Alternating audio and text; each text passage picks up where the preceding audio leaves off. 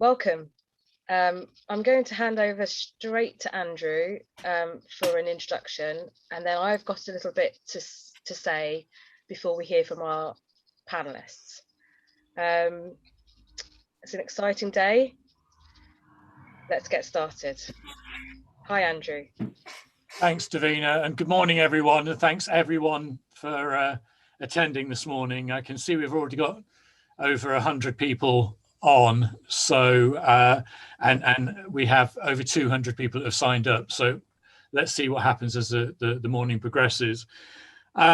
It's fantastic to actually get to this point. That I think after the publication of the BAMT Diversity Report, we knew that this was really important, and is one of the many diversity issues that we are going to have to look at. And it's great that Davina and all of the panel have worked so hard to get to where we are this morning, and I'm really confident that we're going to have a very fruitful meeting. Our hopes are that this is going to be an exploration of ideas and experiences, and to hear explicitly about some of the problems that we know that exist within music therapy, and to start to acknowledge those, and then look as to how we start to then develop recommendations so that we can improve upon this.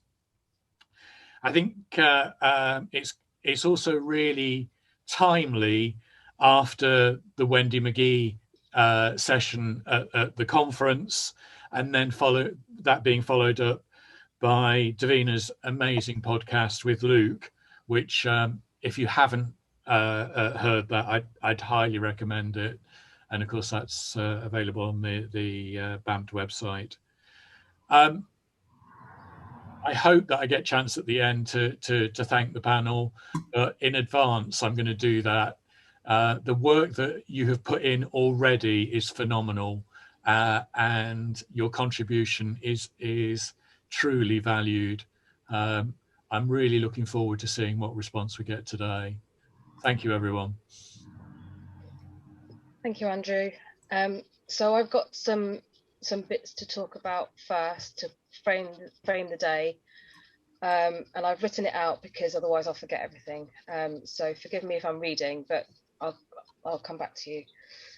So hello and welcome to this seminal event to begin a deeper conversation about race, racial awareness, and the exploration of oppression in music therapy. These are huge topics full of complex issues which all need de-stratification.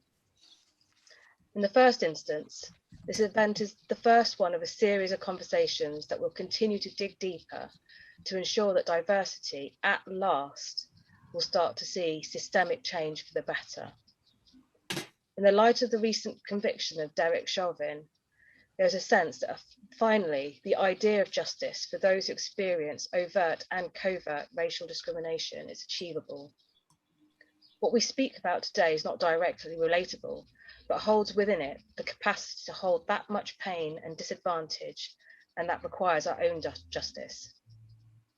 You may not believe this right now, but my aim is to at least show you an undeniable path for you to travel down so you can reach this conclusion in your own time. You have already started by being here today. I would like to welcome this diverse and distinguished panel to discuss racial awareness in music therapy. The panelists all bring their own lived experiences of racism to the foreground for discussion, with the hope that their pain can enlighten and educate. However, this has become a necessity in order to effect change in the diversity discourse in music therapy, and within this lies our shame. In the time we have had to make these changes and grow as a profession, it is clear that no work has been done. The reasons for this are numerous and complicated, but can no longer be an excuse. It is time for change. And although this panel share their personal stories, this cannot be an expectation from our therapists of colour. This is work for the white community to do, to examine their own part they play in not having looked at this. Our respondents today will ask questions or make comments with respect to the material that is presented to them, bringing their own lived experience or individual expertise to think more widely about the issues raised.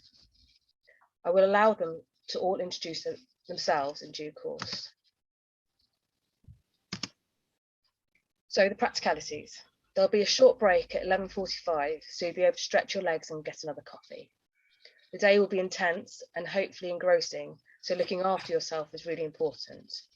If you struggle to hear us, and this is where we've hit technical problems already, there is live CC available on Zoom normally. We can't seem to get it to work. So what we will be doing is we're recording this session so it can be, gosh, I hope we're recording it. Can we check that, Julie? We're recording this session to hopefully see if we can get a live transcript, and when we send out the recording there'll be a live transcript available, but unfortunately we can't seem to do it live. I will have words with Zoom. Okay, so, and I don't know, you may have the possibility to have live captions for your own computer, so hopefully that will be good. So, and please feel free to share this event once you've got the link. The more people that see it, the better. There'll be an opportunity to speak with the panel members after the event between 1 and 2 p.m. in a separate meeting, so everyone can be seen. So please join in with that. That session won't be recorded, and it will allow those who wish to ask questions or discuss further issues to do so in a more private setting. Hopefully you would have had a link for that too. So to start us off, I'd like to ask you to examine your experience right now and try to encapsulate the way that you feel about this event in one word. So I'm a bit annoyed at Stephen Sanford because he used my Menti-map. I had it all set up and he's stolen my thunder. So we're going to use Menti-map. So if you've got your phone, we're going to try and do a word cloud to get a sense of how we feel today. So the code is 40392861. It's there on the screen. So if you can go to menti.com and then type that code in, it should come up with a question that asks you to type in a word to describe your overall emotion right now. And once you've clicked on submit, hopefully you can have a word cloud.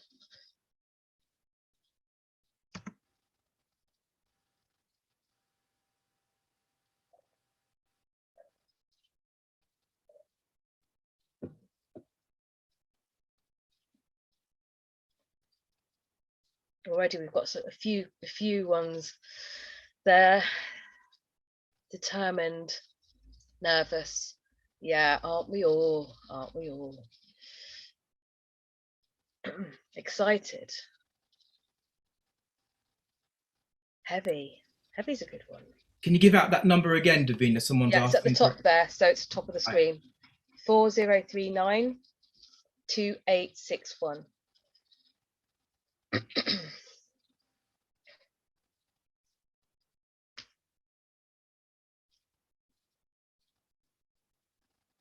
I wonder if the panel members have some words or have some thoughts about those words.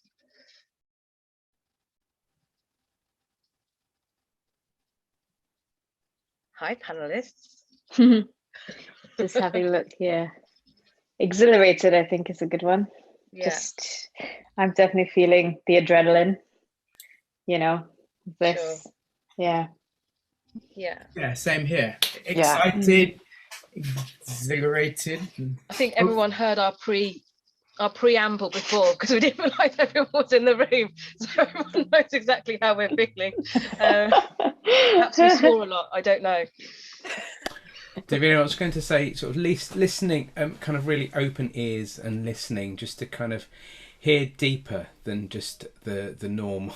And when our responses just kick into those pre-programmed responses when we hear about race and diversity, but just really trying to open my ears to hearing what's going to happen today and be open for that.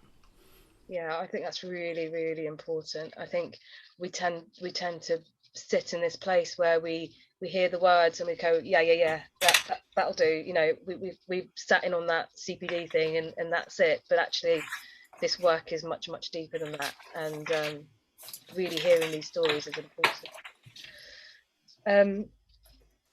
So we see a lot of positive words. We see a lot of anxiousness as well, which is normal.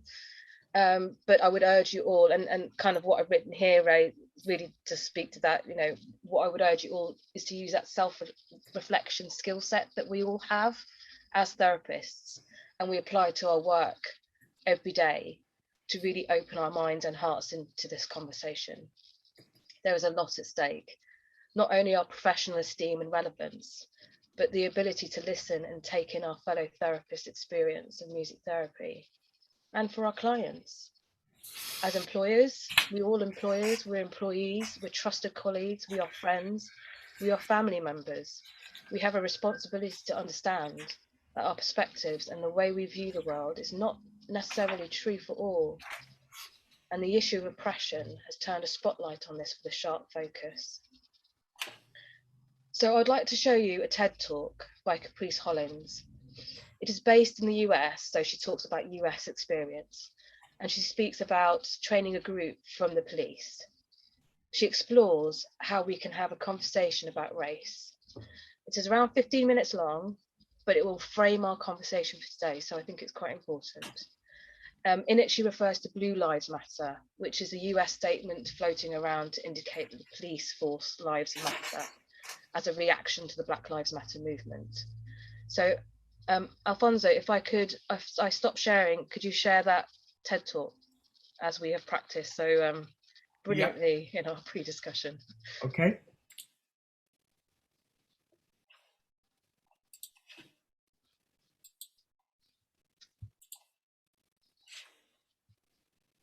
Can you see my screen? I can. Here we go.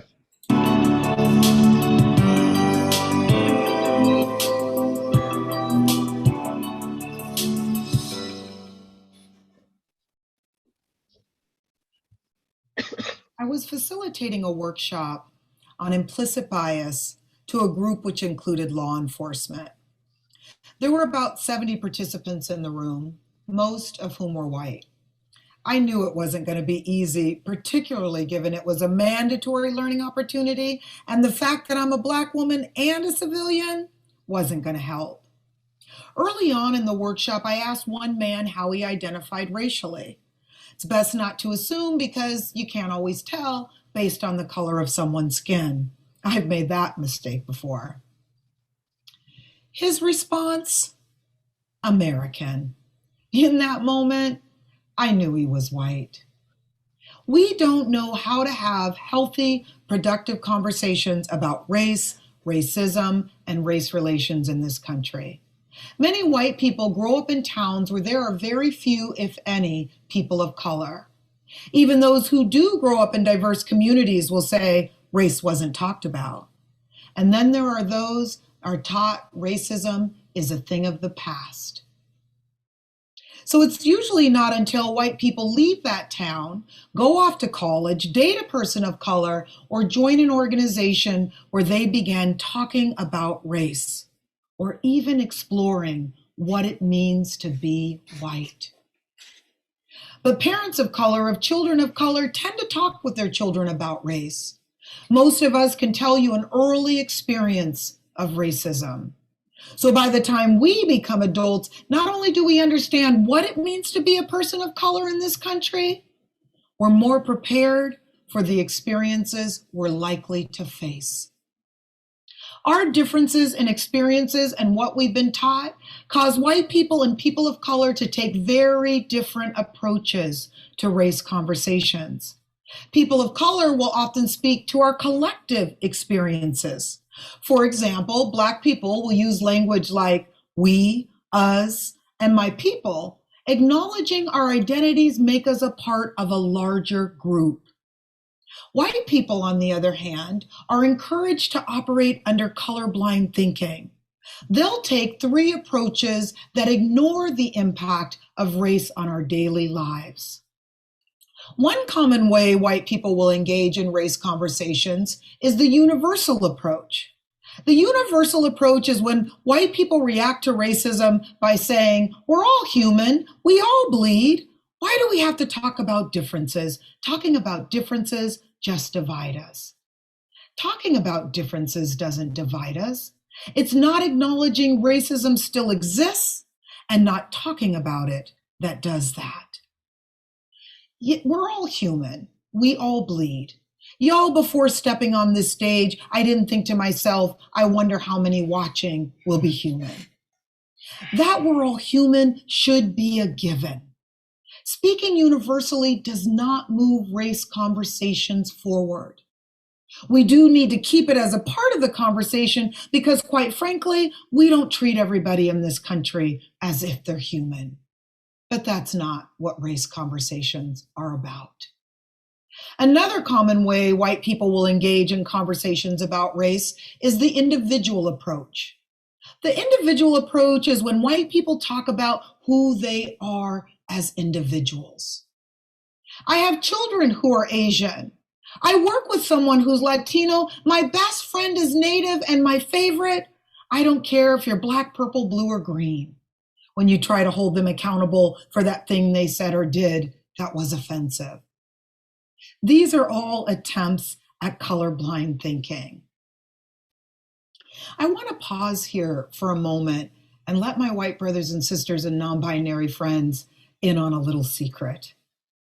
The moment you tell a person of color you don't notice their race, you're actually letting them know you notice their race. I mean, think about it. When was the last time you met a white person and said to them, I just want you to know I don't see color? Colorblind thinking comes from a good place. When I hear it, I think white people are trying to tell me they're not racist. They won't treat me unfairly because of my race, and they won't judge me because of our differences. But what I want to know is, why does an important part of who I am have to go away in order for you to do those things? I mean, why can't I be Black and you treat me fairly, work on your bias, and become an anti-racist? Colorblind thinking is a part of early socialization for white people. Did you know it's about the age of 3 when children begin to ask us all those questions when we realize we're not as smart as we thought we were? Let's imagine there's a white child, she's 3 years old, riding the bus. She asks her mom, Mommy, why is that man so chocolate? And the chocolate man can hear her ask the question. He's not tripping. He knows that when children are curious, they ask questions in this way. Who's he paying attention to? The mom. He's probably thinking, I wonder how she's going to handle this one. And what do parents do in these moments when children ask questions loud enough so the person who is different can hear? We shush them. And what's the message that children get? Not only do they learn it's not okay to talk about differences, they get a deeper, more damaging message. It's not okay to be different. Then when white children become adults, they'll say anything about a person other than their race. You see that person over there in the purple hat and blue shoes and green coat? You mean the Asian one? Why didn't you just say so? They know they're Asian, by the way. Imagine instead of shushing their children, parents normalized our differences. Maybe this mom says to her child, honey, people are lots of different colors. She holds out her hand and asks, what color are we? We're all human. We all bleed. But that's not what race conversations are about. They're about the group approach. The group approach is where we become curious about collective experiences. What's it like for women to work the same jobs as men but get paid less? What's it like for people to have disabilities and have to advocate every day for access to opportunities that others take for granted? What's it like to be second, third, fourth generation Asian or Latino and have people tell you you speak such good English? I met a woman once who said when people tell her she speaks such good English, she says to them, "Thank you, you do too." What's it like to be Black, brown, indigenous, and be killed by police at much higher rates than your white counterparts, even when unarmed? Let's take a look at the Black Lives Matter movement, a group approach, to better understand how these other two approaches take us off course, preventing us from moving race conversations forward. A common reaction to Black Lives Matter is, all lives matter. Do all lives matter? Of course they do.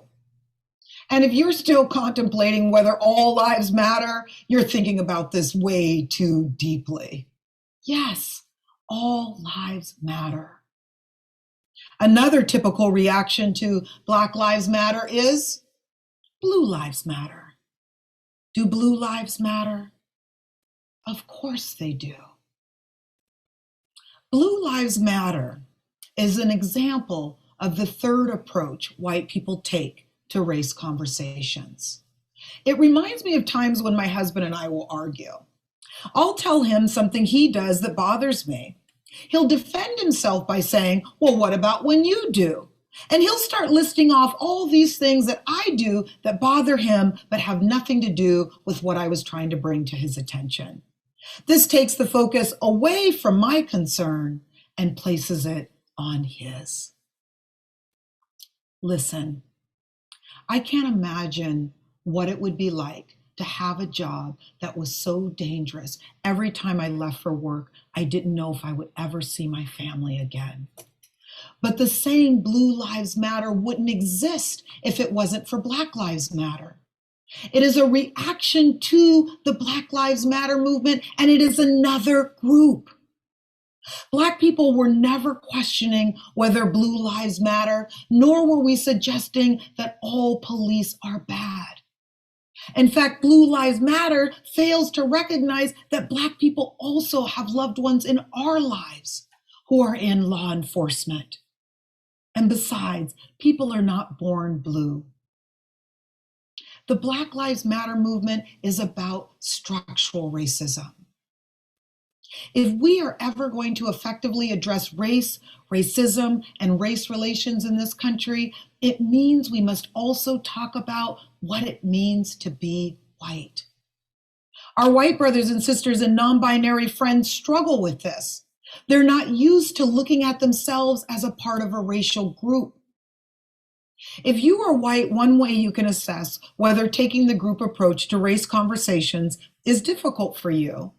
Examine how you felt hearing me say white people 15 times throughout this talk, and I'm not even finished yet.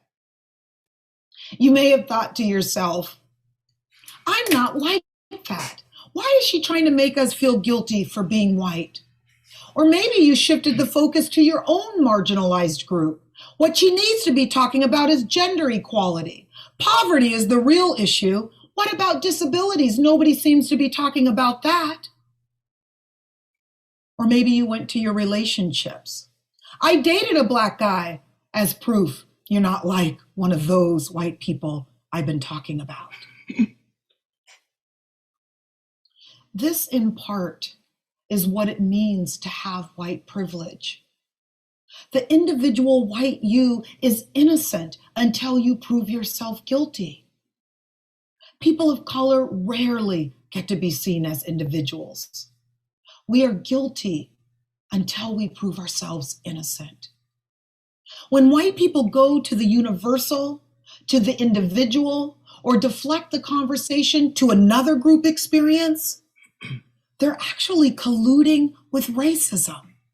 The conversation becomes about whether all lives matter, how your one friend is all the proof you need to discredit an entire group's experience, or how the lives of police matter too. All the while, when it comes to Black, brown, and indigenous people, people are shooting first and asking questions later. And I mean that figuratively and literally. John T. Williams, Breonna Taylor, Ahmaud Arbery, George Floyd, Elijah McClain, Jacob Blake, William Green, Mike Ramos were all guilty first.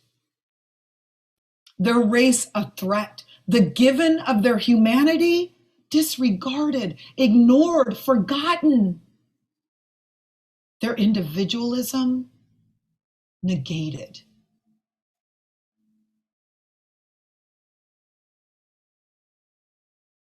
Dismantling structural racism means we must acknowledge it exists. Talk about the impact on the lives of people of color. Work together to pull it apart piece by piece. But that won't happen as long as our white brothers and sisters and non-binary friends aren't willing to admit race matters.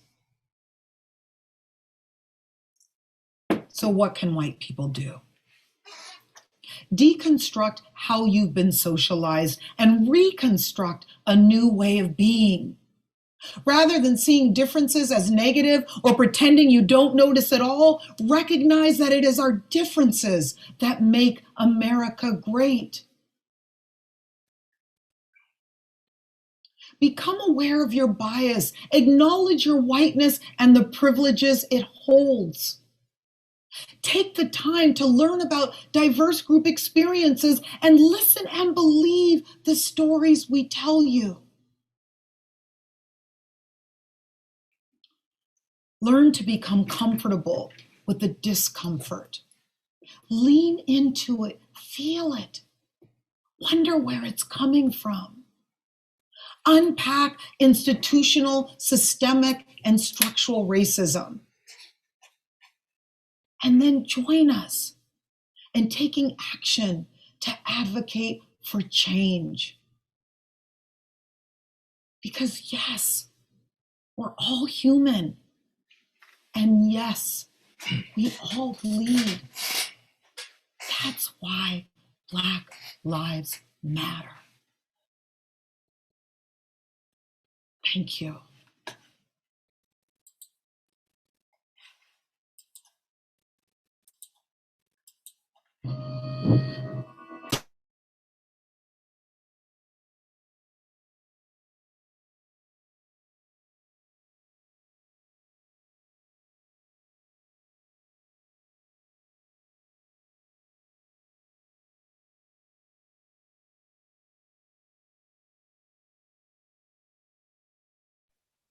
You're muted, Davina.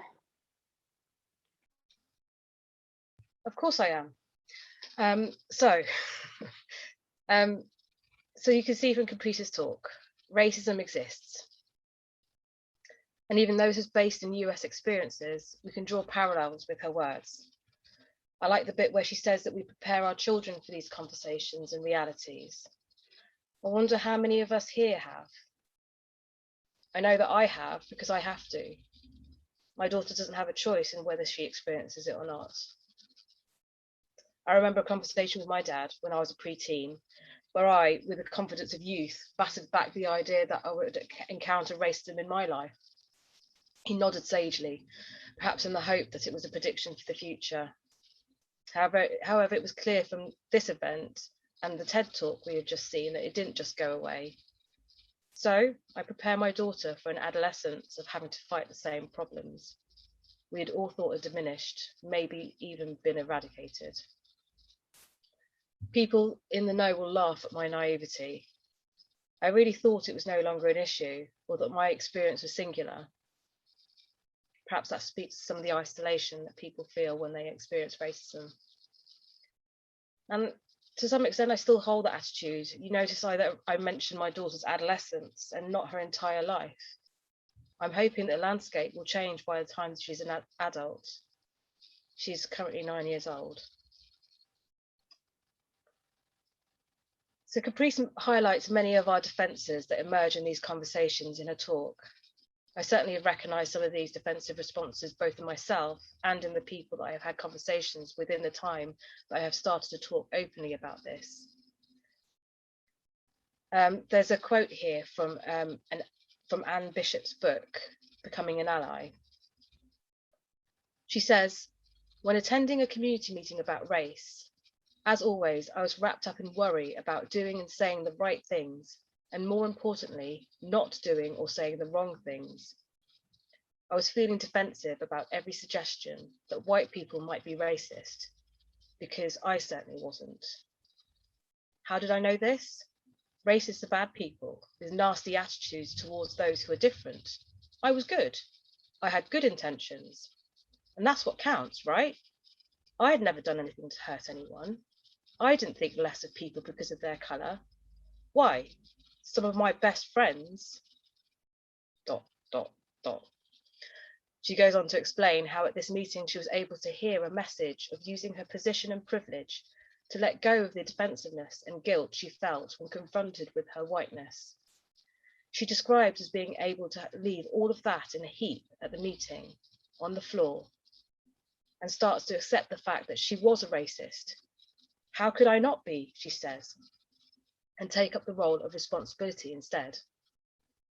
I understand that we are all at different points of the journey to this realization, and even now, at this early stage of the day, we may have tensed up in this discussion. I know this because when I began to have this journey, I felt it too. So I asked you to breathe, just like Alfie said, remain open, and continue to actively listen.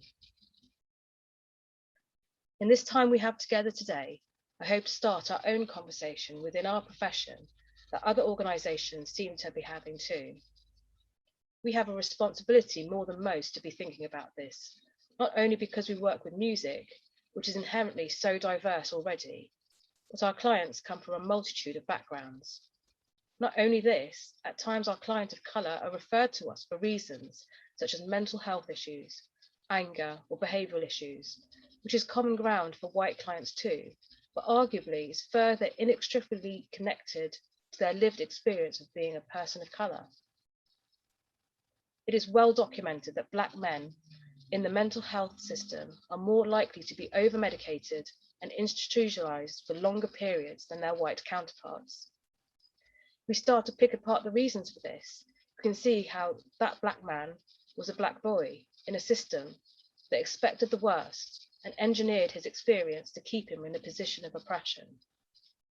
A failure to recognise this means we can only fail our client's holistic self. I don't think any of us as therapists intentionally enter into the relationship with a client to think of only one element of their experience. But that one thing that we leave out is the essence of that person's existence. And leaving that at the door is impossible. We have then used theory and Western philosophy to bridge the gap, and this has caused irrefutable damage. This way of working can no longer be an excuse and tries to eradicate a person's authentic self in order to fit in with how we practice. I will suggest this is the wrong way round. Racism does exist, and for people of colour, they have been communicating this message for a long time. But frustratingly, many of us have not been open to the conversation until now.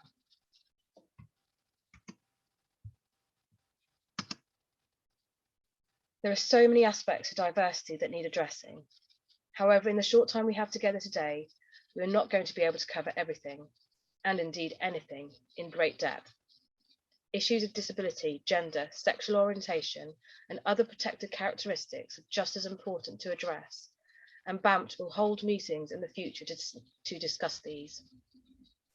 Given our time limitation and the expansive nature of the subject matter, I would like to frame today's talk to focus on racial inequality and specifically about colour, not because it holds any more importance than any of the other protected characteristics, but because the issues of race affect us all.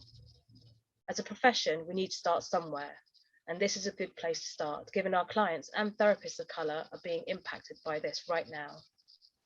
To this end, I'd like to draw your attention to an opening paragraph of a paper written by Helen Morgan, which says, I intend to explore questions of difference in colour and not issues of culture. This is not because I believe that matters of cultural differences in the consulting room are not interesting, or that culture and race are not often conflated, but rather that there is something so visible and so apparent and yet so empty about colour. That is, to include a discussion of culture can muddle the debate and take us away from facing some difficult and painful issues. A black patient may come from a culture more similar to my own than a white patient, yet it is the fact of our colours that can provoke primitive internal responses that are hard to acknowledge and face. It is in this vein that we will now attempt to open the conversation to one of race and how it is experienced by our therapists of colour. We will attempt to think more closely about the therapist's experience rather than our clients for a change, as this will allow us not only to look after our therapists of colour, which has been lacking for so long, but will actually have an impact on our client anyway. And we'll start to address the issues of how everyone and how we improve diversity within our profession. Without ensuring we look after ourselves properly, then both we and our clients bear the brunt, which is the opposite of what we're trying to achieve. I'm going to open the discussion by asking each panel member to speak of their experience of race, either as someone who has experienced racial abuse or has had to deal with it in a personal or professional capacity. They will each have around 15 minutes to outline their story, and please feel free to write down questions in the Q&A, which we will attempt to answer at the end. Our respondents will have an opportunity to put forward questions either that they feel are relevant or that have been posed by you.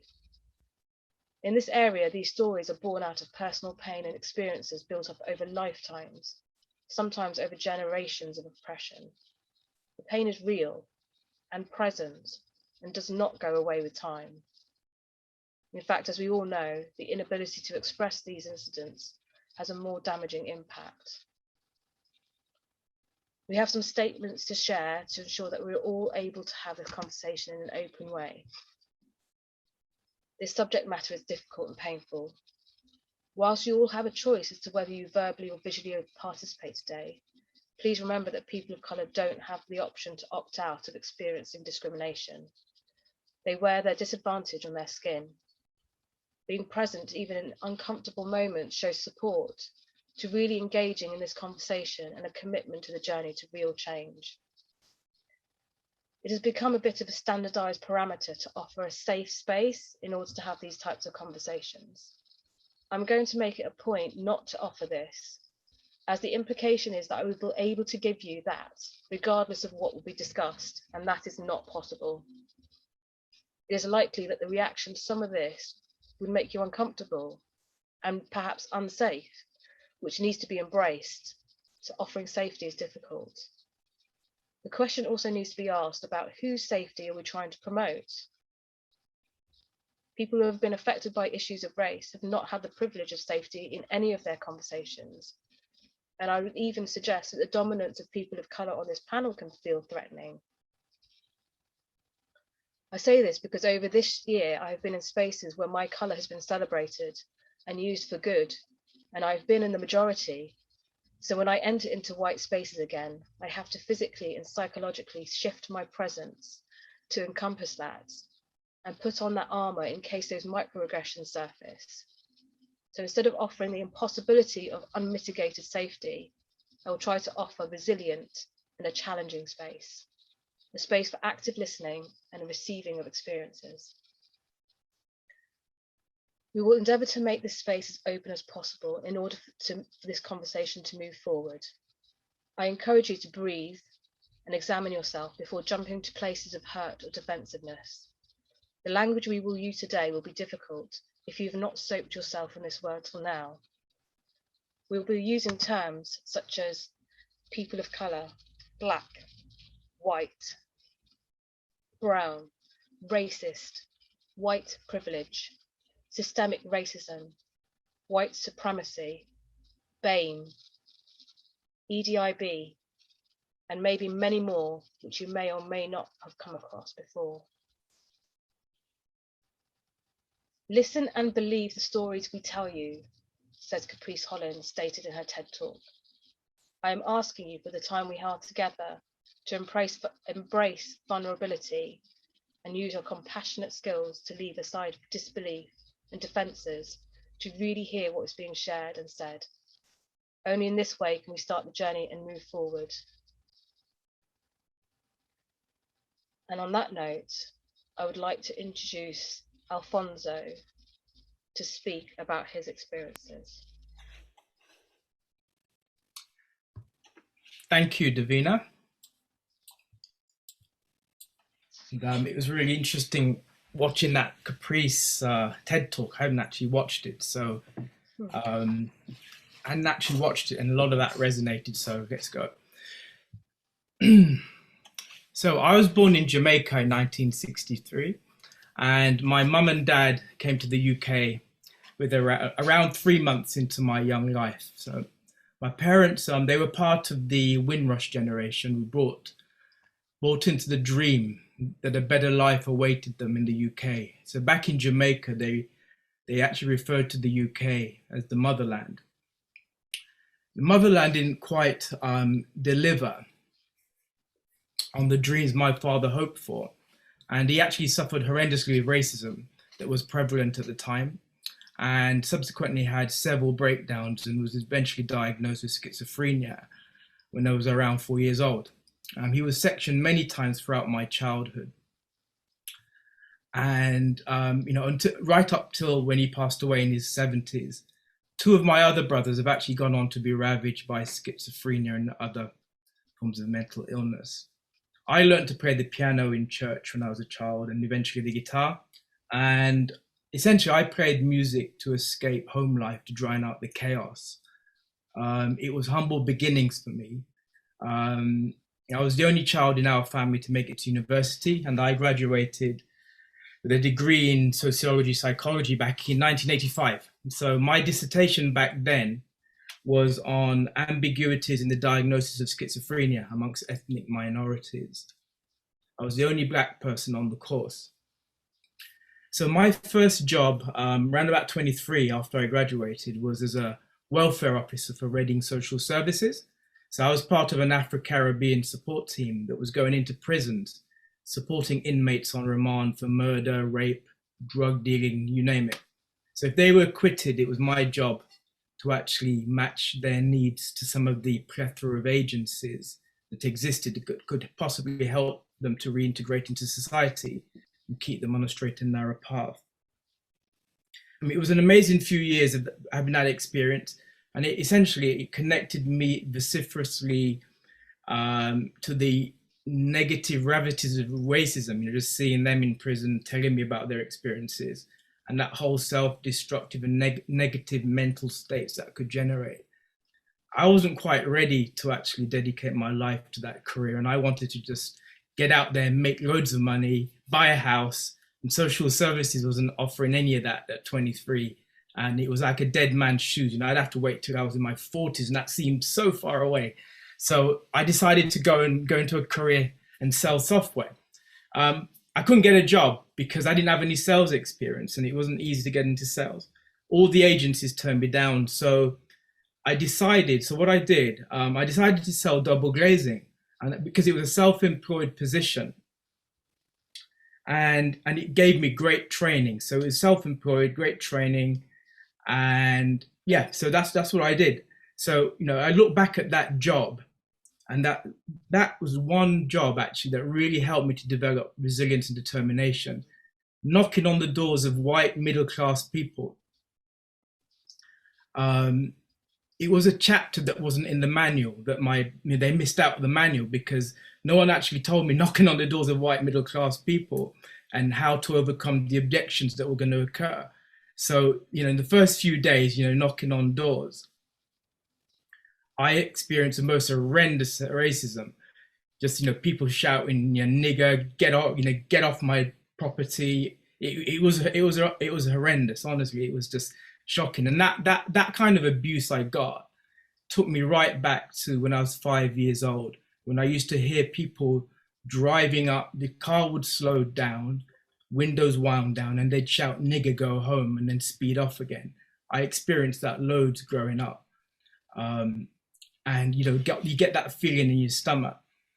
And I got that feeling in my stomach when I was double glazing, knocking on doors. And you probably read the book, but the body keeps the score. If I was in America, I would have been shot. In the first few days of doing that job, I would have been shot. I wouldn't survive. My sales manager was only interested in how many doors I knocked on. More doors meant more appointments, which meant more money. I didn't feel I could tell him about my experience because I was the only black person on the team. So I didn't want to make excuses. Oh yeah, I can't get any appointments because I'm black. And I saw the money that my colleagues were earning. And I eventually figured out an approach that saw me actually becoming the top salesman for various months. It was a life lesson that I learned that led me to becoming a mentor to many black people in Reading at the time. And just showing that despite racism, which was given, you can still succeed. So that was a real learning experience for me. Anyway, so let's jump to today. So after being diagnosed with prostate cancer 5 years ago, I've got out of corporate life and I've decided to dedicate my life to music. So I'm self-employed right now and I run a full-time business. Well, it was full-time until I started my course, providing creative music services to children with autism, with complex emotional needs and selective mutism. In this time, I've witnessed firsthand the power of music to change lives, and that inspired me to embark on a music therapy master's course in 2019. So I'm now in my second year, and worryingly, after my first degree, I find myself 36 years later, I'm the first black person in my year group. So my placement involved working with a 9-year-old selectively mute girl in school. Meeting my placement supervisor for the first time left me feeling that something was not quite right. And that was based on various interactions and questions that came up in the interview. I was smart for the interview, where I wore this shirt, and I wore it purposely because I remember exactly what she commented about this shirt. So I wore this shirt and, smart, casual. And she commented that I didn't need to be smart on placement because some clients, see a blue shirt and may think of an official knocking on the door to come and take them away. I totally get that. But deep down, I smiled wryly to myself. The reason I smiled is that, I was thinking, and I can change my shirt and try and fit in, but I can't change the color of my skin. But I just wanted to hear that. But, the body keeps the score. Something came back in just the comments she was making, but I thought nothing of it. And then in the first placement interview, the more robust our discussions got, especially, we were debating the difference between being a teacher and being a therapist.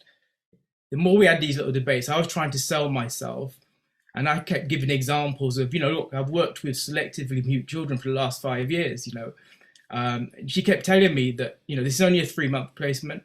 I'm going to be potentially working with a 9-year-old girl. She's selectively mute. I need to take it a softly approach. Those are my words, but that's what I was getting, the feeling, yeah? So the body keeps the score, my radar switched on.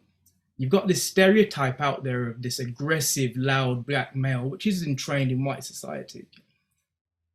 I discussed the interview with my partner, Cora, and Cora's parents are from Barbados. And Cora's first response to me was, she's probably never worked with black people. That was the first thing Cora said to me. And that was that was something going on. Anyway, so I launched into the placement with my usual positive attitude. And, I observed my client in school, quietly sitting at the back of the classroom, reporting back my observations. The second challenge my supervisor gave me was, she wanted me to go back into school and do a second observation, but this time try and engage my client. Okay, so the instructions via email was observe and engage. Okay, it didn't faze me. I work in schools. I do many class observations. How do you engage a 9-year-old selectively mute girl who freezes when strangers approach her? So we got this information from her mother because we interviewed her mother before we met. So just bear that in mind, yeah? This is your first placement. But I figured out for a short while, I figured out in that session in the class. I was in the classroom, the back of the class, and I kind of figured out, that I needed to, if I'm going to engage this child, I can't go directly to her. So I had a quick chat with the teacher, and the teacher actually said, look, she's happy for me to, if I want, to stand up in front of the class. So that's what I did. I stood up in front of the class and I showed some real cool apps on my iPad for playing music. And the class loved it. I had a few children coming up and they were, having a go, and it kind of broke the ice. And then, I then continued to, the children then went back to doing what they were doing, making masks. And then I just literally walked around the class and commented on their masks and so on. And then eventually I got to my client and, I just said, that's a nice mask you're making. And, she looked at me and then looked away and carried on doing what she was doing. And I came out of there thinking, brilliant, job done. I've engaged my client. She didn't freeze. And I was so happy. So I wrote that up.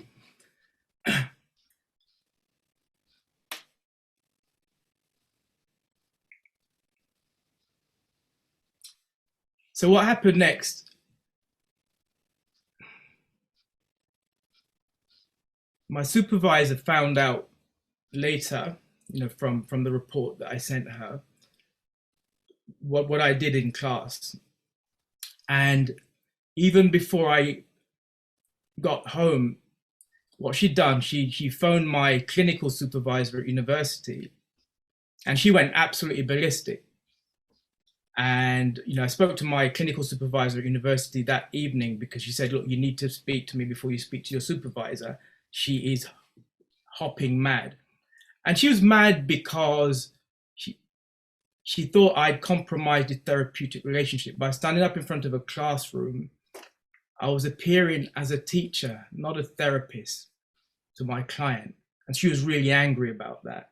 Plus, we had a debate about teaching and therapy, and she thought never the two should meet. You're either a therapist or you're a teacher. You can't be both. So she thought I'd compromised that. So she went absolutely mad. And she was then going, above me to my supervisor, all these stuff, I'm doing this, I'm doing that. Okay. So we had a conversation, and it was really a heated conversation on the phone the next day. And, we were literally going at each other. She was saying to me, how could you do that? Blah, blah, blah, blah, blah, blah, blah. And, just to be told because of my actions, when I went for placement the following week, she said to me that because of my actions, my client does not want therapy. She doesn't want music therapy. And then alarm bells just in my head thinking, my son's 27 years old. When he was 9, 10, and I asked him what he did in school, he was like, nothing. He did nothing, yeah? So I was a bit surprised how a 9-year-old girl selectively moved to go and tell her mum that some man stood up in class and showed her an iPad, and it's really upset her. I didn't quite believe it, but so we had so on the day of my placement, that's what she told me. So she said, I want you to go back to school and do another observation. And she gave me a little booklet to make about me booklet to share with this child. And I said, no, it doesn't make sense. I said no. And I said, look, what I propose is I'll go into school, I'll set up and ask the receptionist to bring the child to the therapy room. In that way, the child can decide without any pressure if she would like to come to music therapy with me, okay? The knock on the door, the therapy room, once I was setting up, was the receptionist, immediately followed by my client. And it caught me off guard because I was still setting up. So my heart was racing and I was actually crying inside, but continued the session, and it was a really good session, and it was recorded. I built a strong relationship with my client despite only meeting her for 5 sessions before lockdown hit. And then this was new for everyone. A mother asked my placement supervisor if I could continue the work because of the positive impact it was having on her daughter. So I curated videos each week, which she would watch in her own time.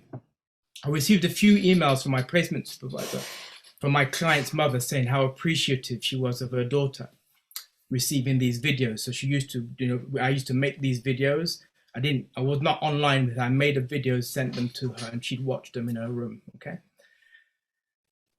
When the placement finished, I received an email with an attachment forwarded from my supervisor, from my client's mother. There was no comment from my placement supervisor on the content of the attachment. And it was an audio recording from my selectively mute client with 2 simple words: thank you. That's the first time that I'd heard her voice. I actually burst into tears, and I don't cry very easily. And that was uncontrollable. I've never cried. I never even cried like that when my father died. And that's a whole different story. I'm not going into that. And I cried like that because during the period of writing up my viva, I was actually going through a significant hearing and appeal. My placement supervisor, she failed me for the placement. It was a tempestuous relationship with lots of microaggression. In the final review with my placement supervisor via Zoom, she didn't even have the decency. She didn't even have the decency to let me have the appraisal report before the meeting. We spoke candidly about the fact that our relationship was difficult and spoke about racism and microaggression. She said she felt hurt having this conversation and assures me, and it was really interesting to hear Caprice Holland's words here, but this is what my placement supervisor said, and I've got it here. She assured me that she does not see color, but the whole person. She still did not have the decency at this point to tell me that she'd failed me on the placement. When I received the report, I actually cried again, and I was actually angry. In the report, whilst acknowledging excellent communication and creativity, she used words like defensive, defiant, tricky to deal with. Those are the words she used in my appraisal. That was the first version that she'd written, yeah. So the diversity team found that this language was used with other Black students, and my ears really pricked up when I heard that. And sometimes in our heated discussions with my placement supervisor, she would ask me, why are you always selling yourself? I was raised, and I raised this in my personal therapy. My therapist is a white therapist, and she's never actually dealt with a Black person. So I've kind of been educating her about stuff, and we went deep dive into this as well. And she said, why are you always selling yourself? And I raised that in therapy. And I remember my mum and dad telling me when I was a kid that to survive racism, you have to be whiter than white. That's what my mum used to tell me. And that's actually problematic in itself, using that term, because at the heart of it is the, the fact of white superiority and Black inferiority. Skin color is a currency, yeah, and white being the top dollar. So I've experienced lots of racism, microaggression growing up, as I've mentioned, and I've learned to pick my battles, and this was one of them. This was one battle I was going to fight. And so with the support of the diversity team, we went through a major appeal, which eventually found in my favor. And the faculty drew up a 10-point action plan to include mandatory training for all placement educators and on training in unconscious bias. So I'm now on placement, working in NHS, working with patients with dementia and psychosis. Again, I'm absolutely loving the placement. And interestingly, my clinical supervisor commented that hopefully my experiences will be a bit more nourishing for my second year. And it's a healthy, fantastic relationship. Got a brilliant placement supervisor. But I remember saying to my clinical supervisor that when you're Black, racism raises its head in many ways. And I read a report within weeks of joining the trust, and they were actually looking to commission some research into why Black people were disproportionately administered as required medication for sedation, and also less likely to be offered psychological therapies such as art and music therapy. Okay, so within the last 2 months of this placement, I've experienced comments from two different patients. One was a patient, she was abusing everyone. Don't get me wrong. Yeah, I'm not saying she was abusing everyone. You went to her room, it's get out. Yeah. I do the same thing, go to her door, and I get the same abuse, get out. But the first thing is, there's a black man. The black man at the door, get out, nurse, there's a black man. Yeah. So, she saw cut. That's not a battle to fight. She's a very ill patient. That's not a battle to fight. The challenge is the people. I saw one person just a head down, almost a half smile. It's the reaction, and what's the organization doing to help people to deal with that situation? That was a staff member, wasn't it? That was a staff member, yeah. And then the second one was, I collected a client for my 2 o'clock appointment, and as I walked past, another patient, very ill, I heard her say, "Oh, there's a nigger over there. What's he doing there?" Yeah.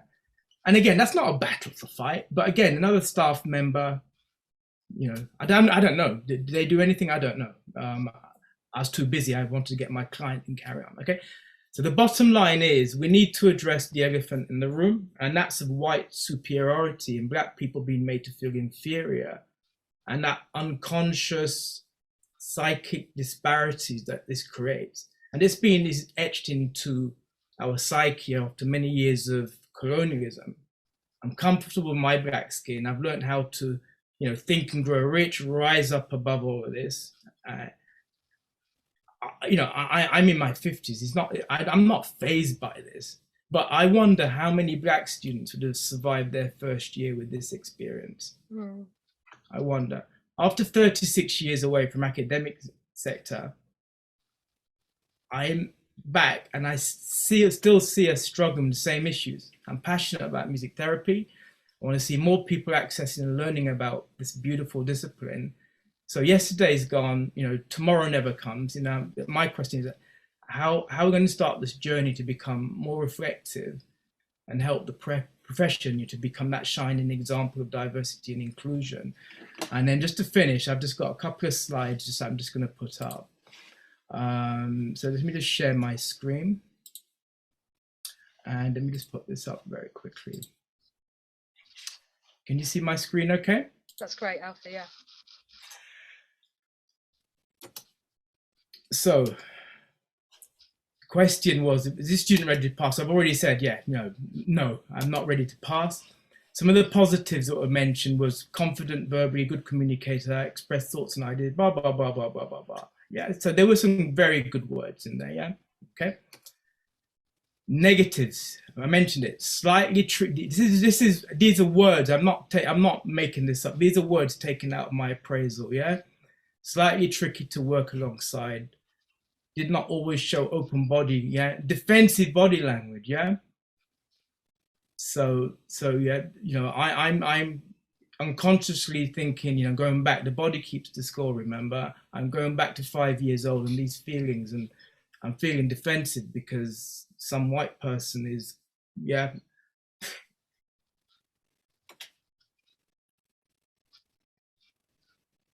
Slightly tricky, yeah? Defensive, defiant, difficult. Same words, yeah? Different situation.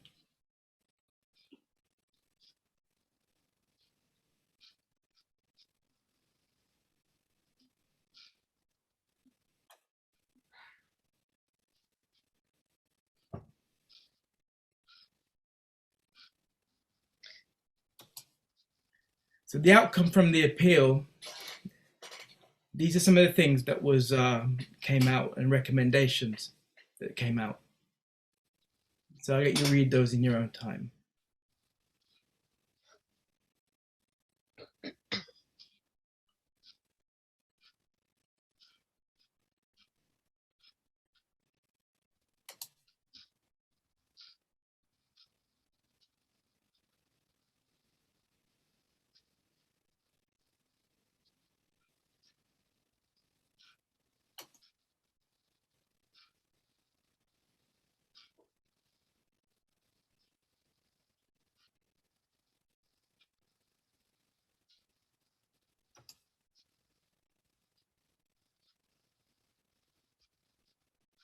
who's supposed to identify the three-way meeting? Is that supposed to be the student? Is that supposed to be you? Does that put all the onus onto you? No, it doesn't. No. Okay. So in summary, all I'm asking is get start today and let's look deeper into ourselves. Yeah. Thank you.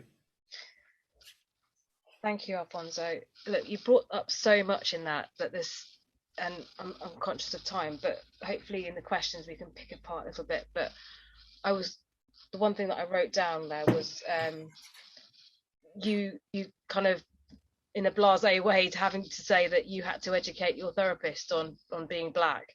Yes. You know, I think that's a massive issue. And I know when I was training, I had a male white therapist in a psychoanalytical style who fell asleep in one of my sessions. So, you know, at that point, for me, the therapy was something to get through in order to qualify. Now it'd be different. If my therapist fell asleep in my session now, I'd perhaps be A, asking for my money back, but B, asking what was going on. But I don't like the fact that you've had to educate your therapist. Yeah, no, I've had to. Yeah, absolutely. I mean, I've asked her if she had any experience, and she'd never worked with a Black person, and she never even thought more deeper about, you know, white superiority. So we talk about that a lot, and you know, she's actually said to me, I've educated her, you know, and she's, you know, I've given her books to read, which she's never read. And is she paying you? She's never read them. You know, I've told her to read, and some of you guys can make a note. You know, read things like Black Mask, yeah, white, yeah, Black Fanon, yeah, Fanon, yeah. Okay, look, that was, and I was conscious as well of the bits that you wrote there. None of it is failable stuff. That, like, I don't know why you would fail because you had defensive body language. Yeah. You know, I've been on the other side of that, so I've been a placement supervisor, and I have failed a student once, but that was because they never turned up for their sessions. That's kind of a core part of the therapeutic process. So I think, you know, that's justified in failing them. But because they had defensive body language. Don't get me wrong. The on the appeal, the course organisers saw no reason why I shouldn't pass my first year as well. So it was basically overruled in the appeal. Yeah.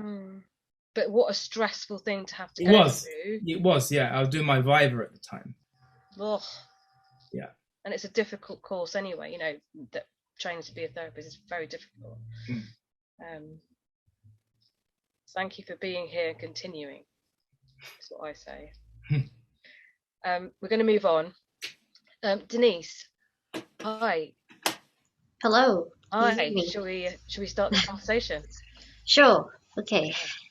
Hi guys. I'm Denise. Just to give you a bit of background about myself, I came from Hong Kong close to 9 years ago. Arrived to UK close to 9 years ago. So quite a long time now, big chunk of my life. But yeah, what does that mean to say that I'm from Hong Kong? Because that question, when I ask people in the UK seem to have different understanding or even kind of what it means to be from Hong Kong.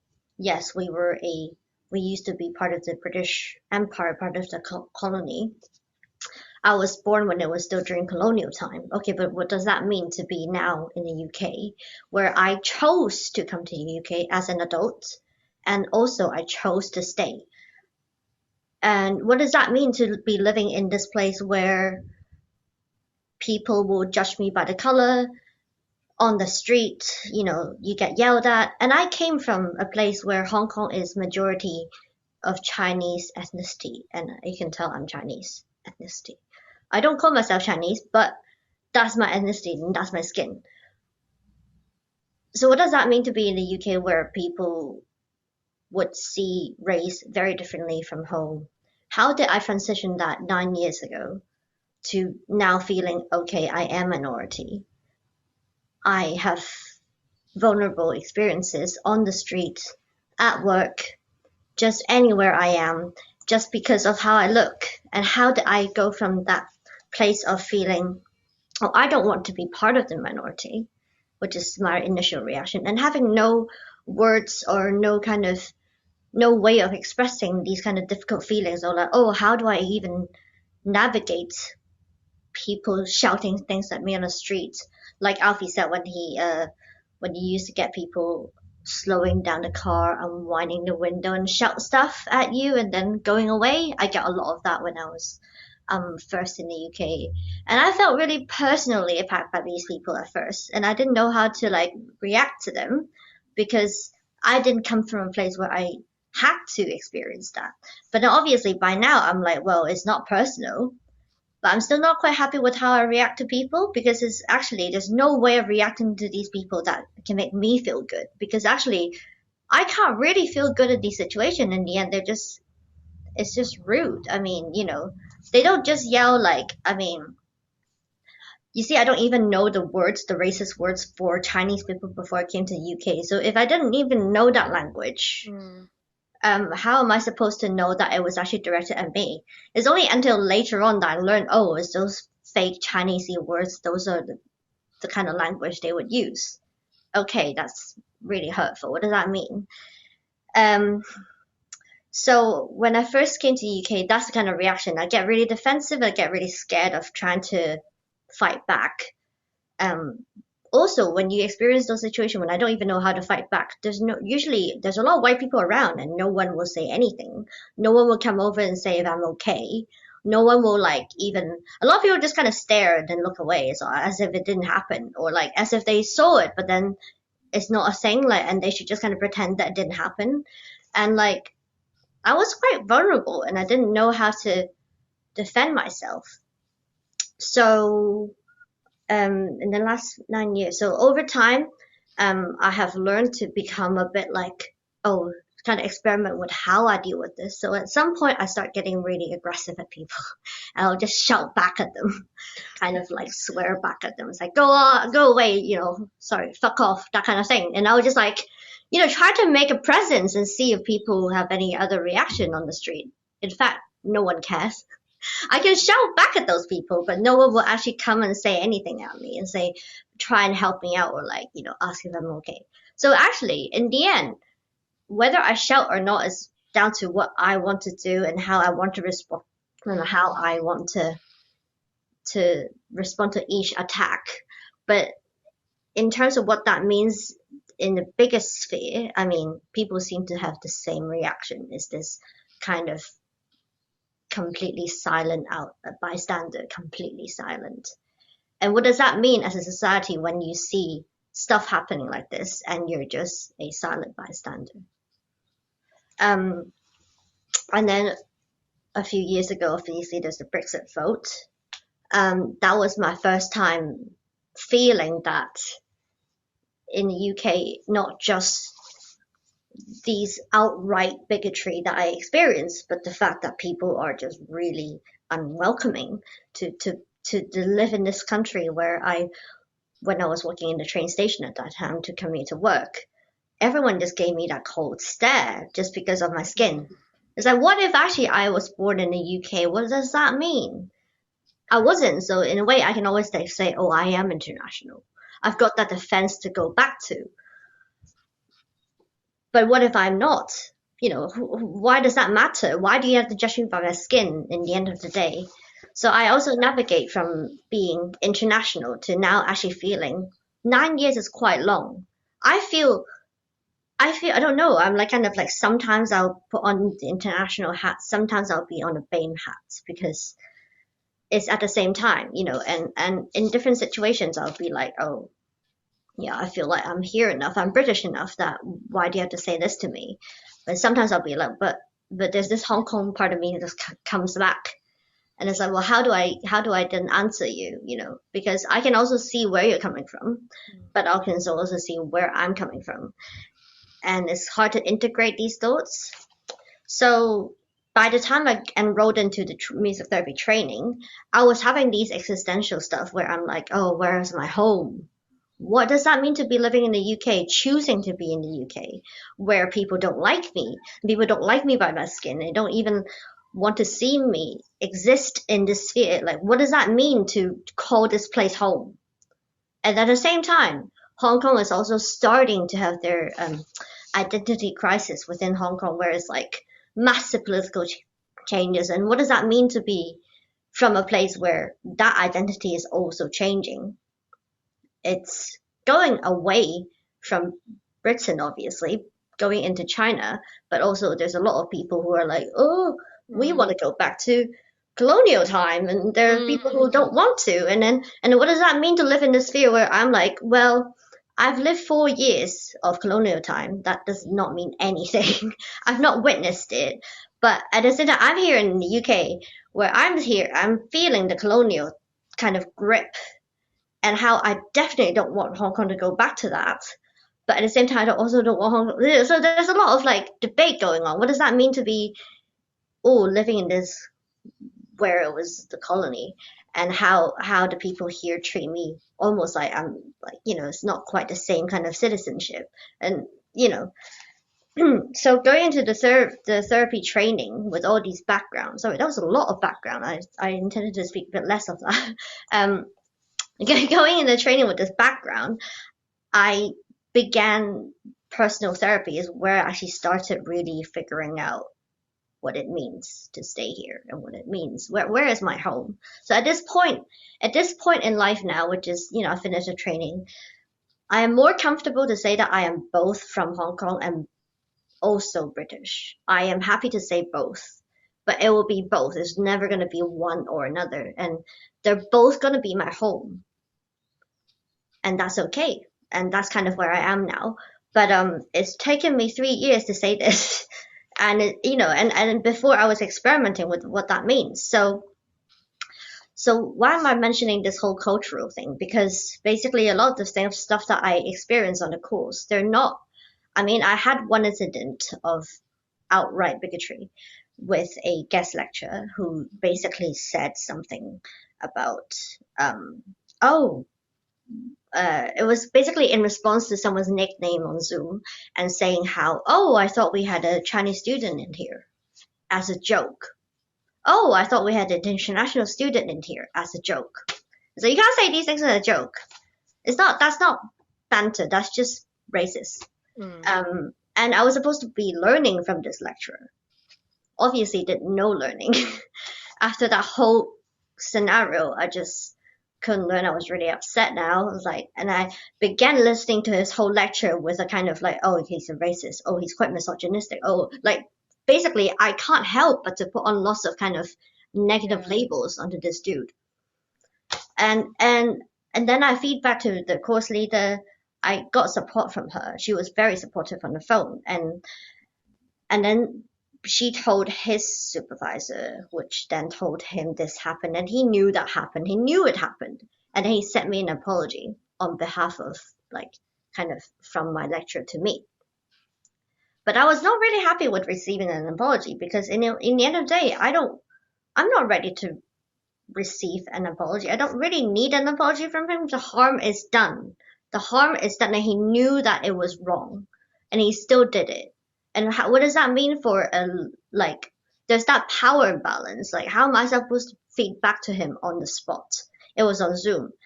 Some people say Zoom evens out power. I think in some sense it can make it even harder because I then feel like, well, can I take up much space here? Is it time for it? The casualness of these comments are often why it's really difficult to feed back. So let me go into another incident where it's kind of the casualness of something. So subtlety going into, in one of my placements, I work in a hospital setting, and my supervisor decided to assign me to a patient who is from Hong Kong. But it's the tone that was mentioned that made it feel very uncomfortable for me. At that time, I didn't feel uncomfortable because I thought, okay, I didn't know how to work with stroke patient before. I don't really know how dysarthria work with communication. I know about it in theory, but what does actually play out in real life? And this person, they might have their way of expressing that condition. So I wasn't going to put lots of judgment before I see the person. But it was the way that my supervisor said, it was really difficult to listen to his accent. And so maybe you'll be better at doing this job. It's kind of what I hear. And I was like, are you judging me by my color and my race and my nationality, my identity, instead of what I can actually offer as a music therapy trainee? That's reduction. And then it's so casual. And it's like almost like she's saying it in a kind of like, oh, it's kind of good for the patient, good for you kind of way, that I kind of feel like, well, can I say no to this incident? Like, and I can't really feed back to her because I was like, well, that was, in the end, it was actually a really good relationship. It actually worked really well with him. But I also thought that he could have worked with any other music therapist and had a good relationship as long as the music therapist is sensitive to his needs. He was not like particularly more happy to be working with me, who was the same race. I definitely didn't feel that was that special thing going on. I just felt like it was special because it was me and not because of where I come from. And I guess part of that then is the defensiveness that happens within that group, because you were then judging it. Well, is it because of my color? Is it because of how I look? Yeah. So there's a similar thing that happened. Is one of the courses that I enrolled to get into music therapy, I applied for more than one program. And one of the interviews, at the end of the interview, I can feel that they are quite happy with my performance. But at that point, I was already accepted to another university. I only went there for practice, basically, kind of for self-confidence, whatever it is. But basically, at the end of that interview, they told me, oh, we've actually got a few other Hong Kong music therapy trainee who's accepted to this course. And I just thought, I know it's in a recruitment process, but you don't really have to say this to get me into the course. And also, if you say this, it'll just turn me away. Oh because my it really God. means that you're just trying to, are you checkboxing like, oh, how many international people were getting into this course, or like, oh, Are you joking? It happened. Oh my God. Yeah, so that's kind of these are reduction basically. It's just like, can you not, like, I don't want you to say colorblind, but I don't also want you to just pick up my identity and just say that. I see this and I only want to talk about this. Like if someone had said to me, there's some other brown people on the course, at that point I'm walking away. Yeah. I am walking away. Do they say that to the white people? Oh, no, I was just like, we've actually got like, 15 other white people on the course. Wow. You might feel like you belong. I know. I'm just like, why do you assume that I will make friends with other Hong Kong people just because we're from Hong Kong? It's like, can you not see from a CV how long I have already been in the UK? Oh my God. Like, do I have, it's just like, come on. So that's reduction. It's a lot of reduction. And I mean, both of these reduction were reducing to my identity. Thank goodness it wasn't reducing by my race, because there were other incidences where people would lump Asian in the same group. I mean, we all know that happens, but not in these two incidences. How much time have I got? No time, Denise. Oh God. Okay. It kind of talks to what Caprice was saying in a TED talk as well, as about groups and how we're just lumped as groups, and there's no opportunity to be an individual. No. You just, there you are. Yeah. Is it okay to stop there? That's fine if you want me to stop. I'm sure you'll have further opportunities to talk a bit later. Cool. Yeah. Okay, I think we'll probably get one more in before we have to break. So I've got Kathy down next. Hi, Kathy. Hi, Davina. Hi, everyone. Hi. So I'm a white person on this panel, and although, I was just thinking about ethnicity, I was hoping that I don't know, but maybe I have a little bit of Viking in me, which would make me a little bit more exotic. But anyway, yeah. So I'm someone that's grown up, kind of being exposed to some experiences of white privilege right from the word go. So just to explain, there's quite a lot of mixed ethnicity in my family, and I've got I've got a memory of when I was 4 years old, my brother, who is being adopted, who has Chinese ethnicity, was brought to the home, and my family were round to welcome him. He was a baby, and one of my cousins, who is also 4 years old, said, he's yellow. Why is he yellow? And as a 4-year-old, it had a strong impression, because I was thinking, but he's not yellow. In fact, the only yellow people I've seen are on The Simpsons. So, that was my first kind of experience that stuck with me anyway, that showed me that, there's kind of a very strange, funny narrative around skin colour. Which at the time I couldn't make sense of. I understand now, and I can see that maybe it was my uncle that had fed my cousin that perspective, maybe. But then growing up, just becoming aware all the time of experiences that my brothers were having that I didn't have, in relation to being called names or being treated differently within the family, and also the wider family, and also at school, particularly at school. So I suppose in a way that's an experience, a lived experience of white privilege, that I just didn't have to deal with it. And that is quite, it does give it gave me quite a strong experience, because I think a sibling relationship's just such an important relationship. We grow up together, we have we live with our siblings longer than we do with our parents, because we outlive them. And, so I think it goes very deeply with their sibling experiences.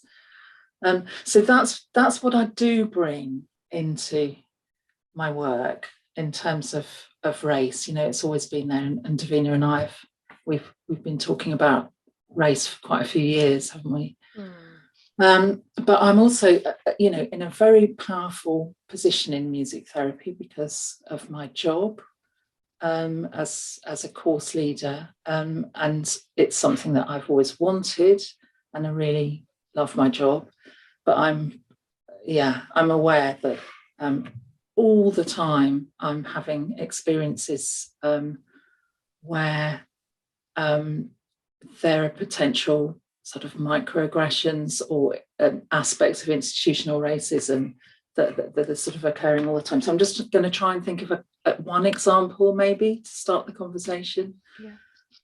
So one, also, having experiences where students or trainees have told me about what's happened to them, or have had experiences that have caused sometimes immense distress and often quite a lot of stress, which I wouldn't necessarily have predicted. So someone having a placement, being placed with someone, or in a setting where they're experiencing a lot of really, really quite difficult experiences. So, for example, the example that Denise gave of someone making actually a very insulting comment at the beginning of a lecture, and then that kind of, the impact that had.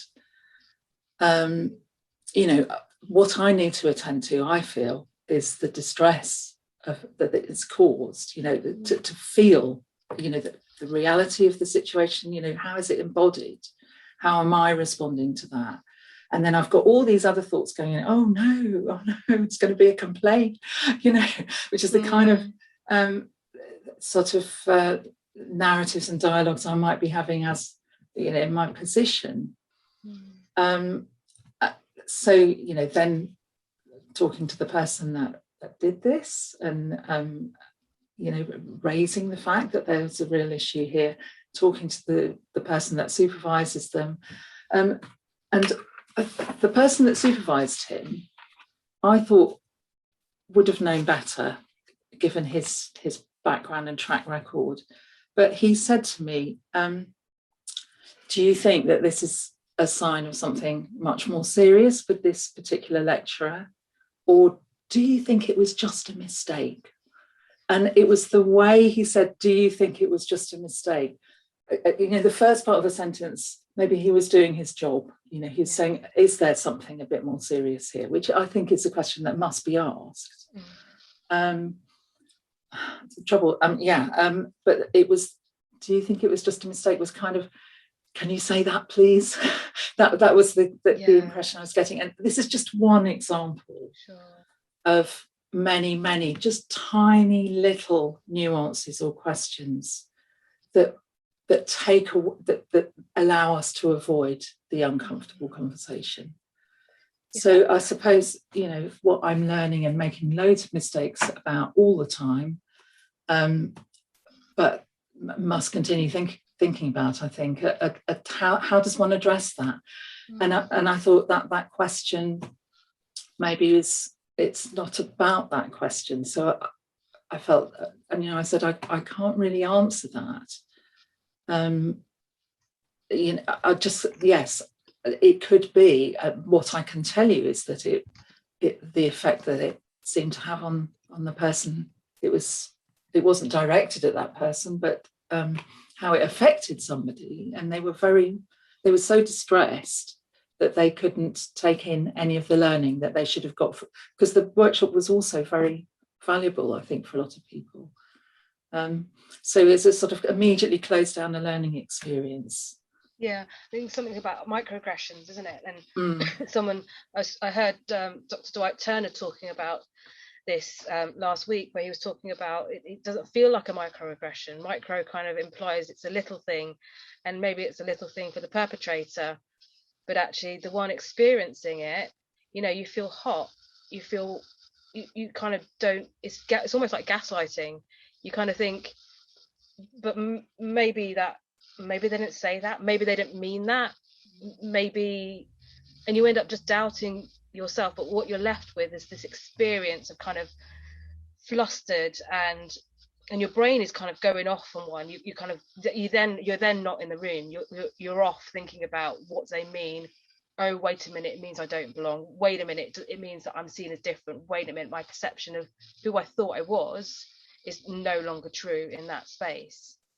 And then that's what your head's doing. And then in this instance, Denise was having to listen to that person talk about something that's very intellectual in this kind of position of power, and be teaching her something. Which, I mean, it was a lot more offensive, wasn't it, Denise? It was, that I wouldn't say it on this as a joke. So yeah, it was just not okay. But I mean, I'm just saying, I suppose where I am at the moment is, I keep saying to myself, attend to the feelings around this. How is it embodied? I'm really struck by Alphonso, when you came up to talk about something really difficult in your account, that you paused and you took time, and that this thing about breathe, and any of us can pick this up. It's about really, as therapists, we can't we? I mean, we attend to what's unspoken and how things are embodied. So I just think that's really important. Thank you. I think we've probably got, that's really well timed, Kathy. Thank you for that.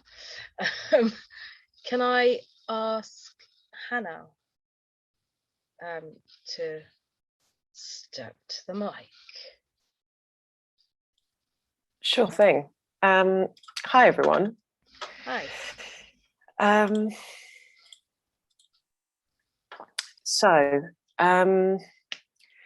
Just got a little disclaimer to start, and well, firstly, thank you, Davina. Thank you, everyone on the panel for sharing. Thanks, everyone who's here to sort of listen deeply and be part of this. Yeah, so my disclaimer is that sort of firstly, in this 50 minutes, I guess I'm trying to consolidate essentially a lifetime of experiences. And it's actually through talking with Davina and the panel that I've realized how many things I've sort of repressed within myself without realizing. And the second disclaimer is that actually in the process of uncovering and listening to other people's stories, I just want to acknowledge how angry it makes me feel. Yeah, and I just want to acknowledge that. So, thank you. Thanks, Davina. Me too. So a bit about my personal history and my musical history. So my parents came to the UK in the 70s as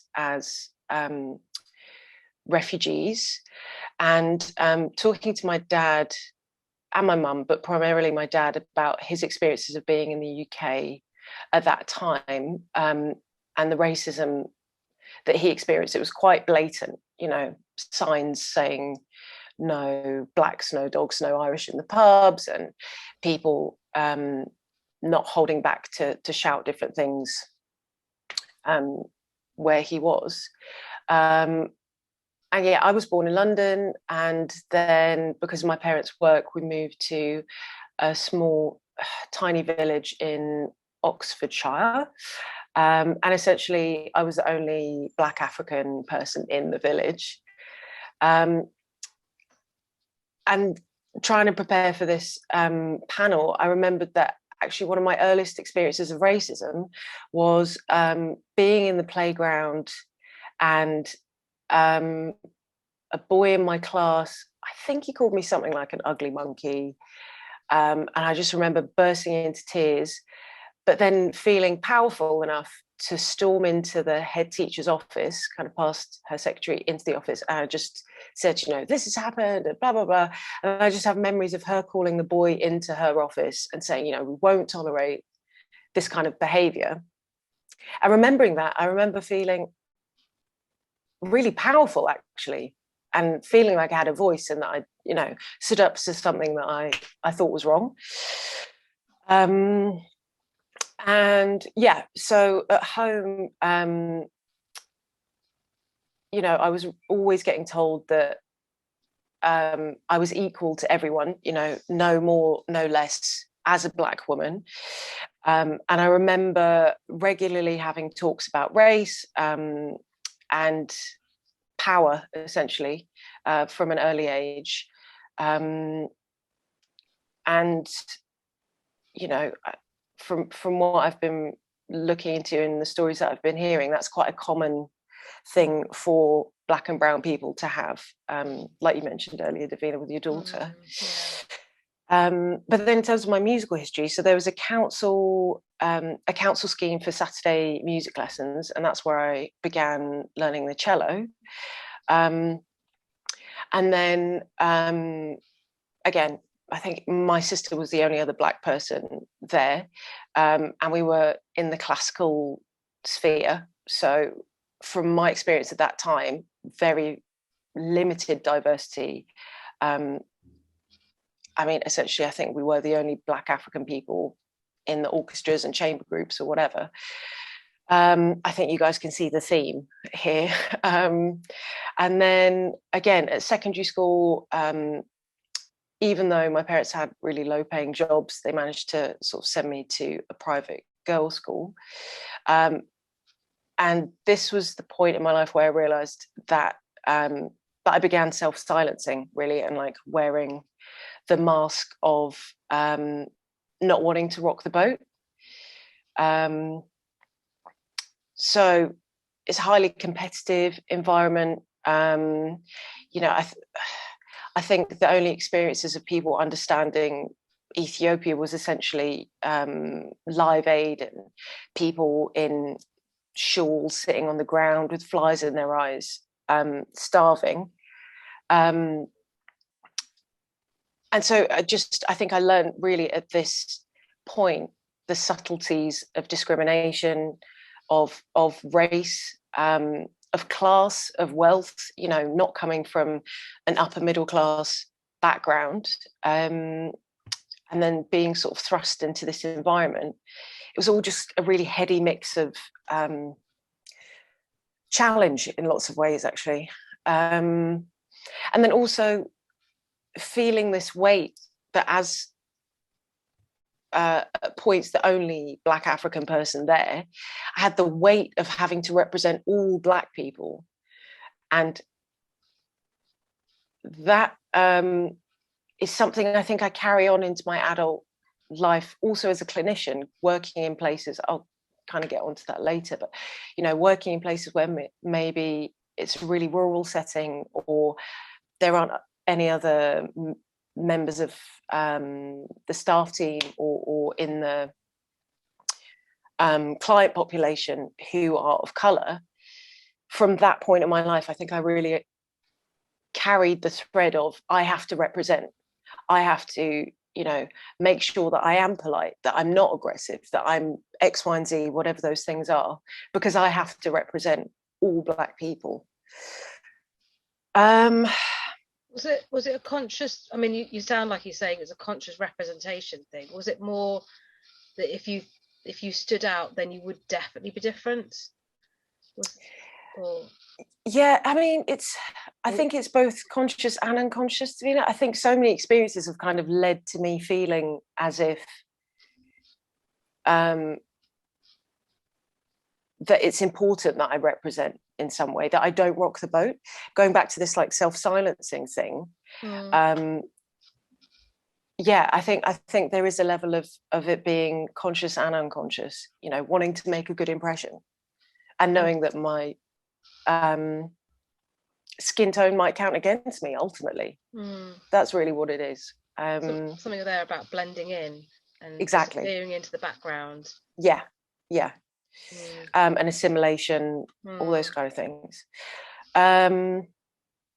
So in terms of my music therapy history, my first year placement was in the New Forest, and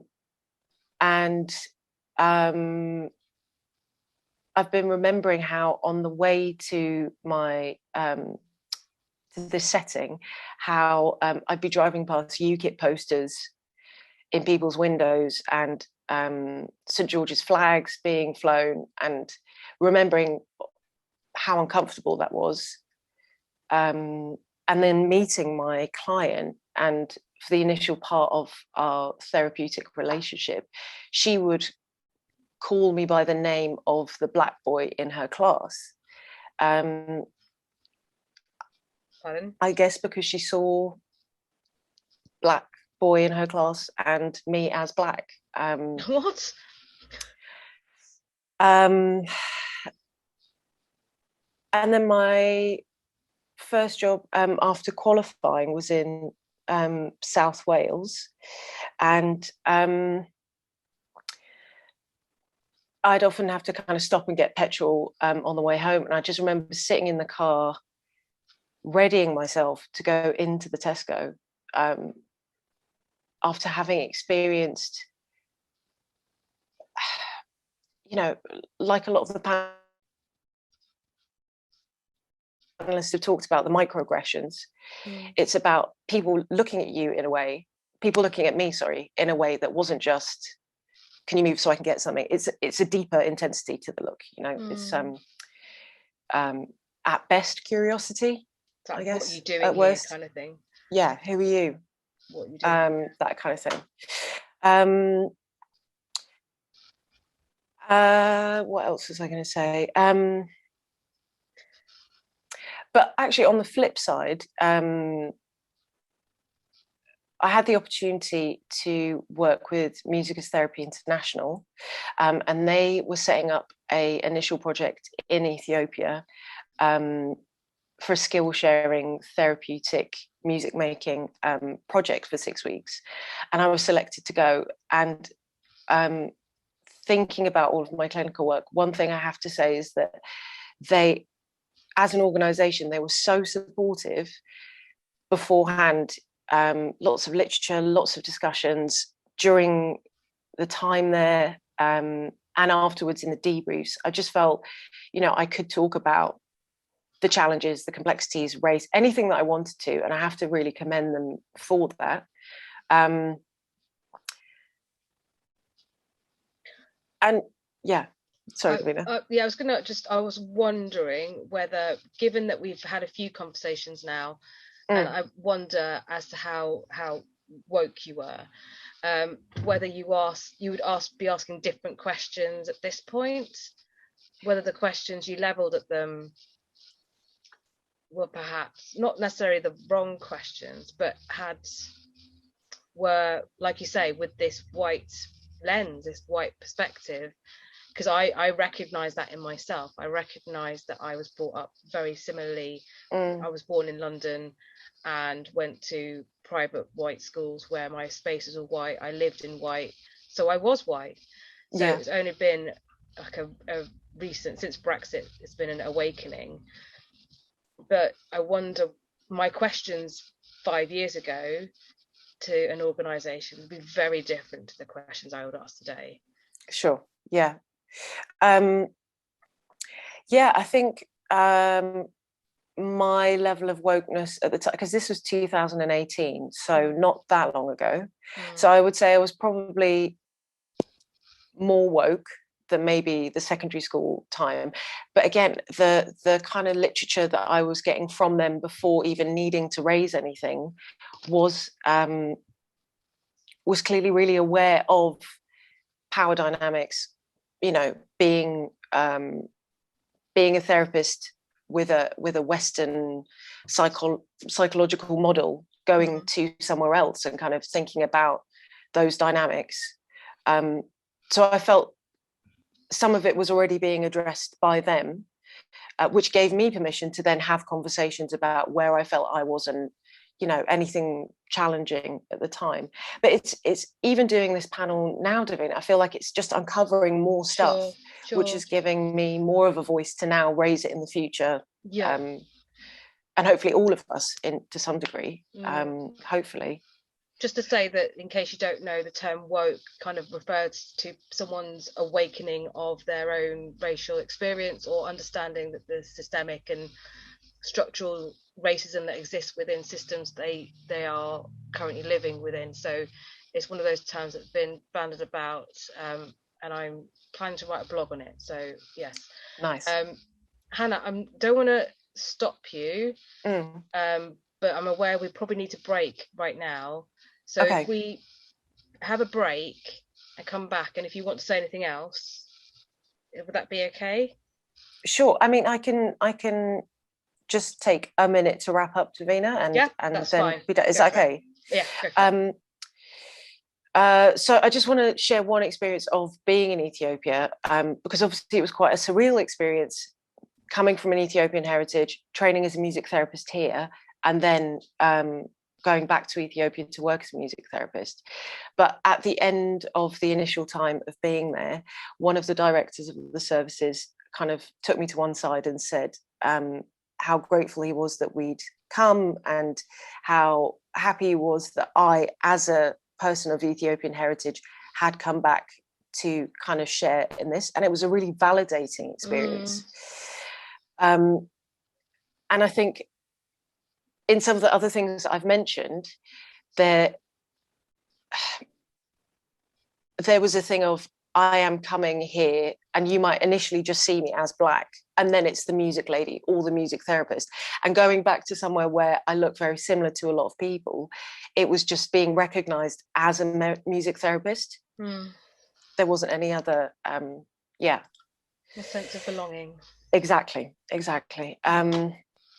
But yeah, just in terms of future thoughts, just to echo what everyone's already really said, you know, I think as clinicians, we owe it to ourselves and our clients to think about our unconscious biases.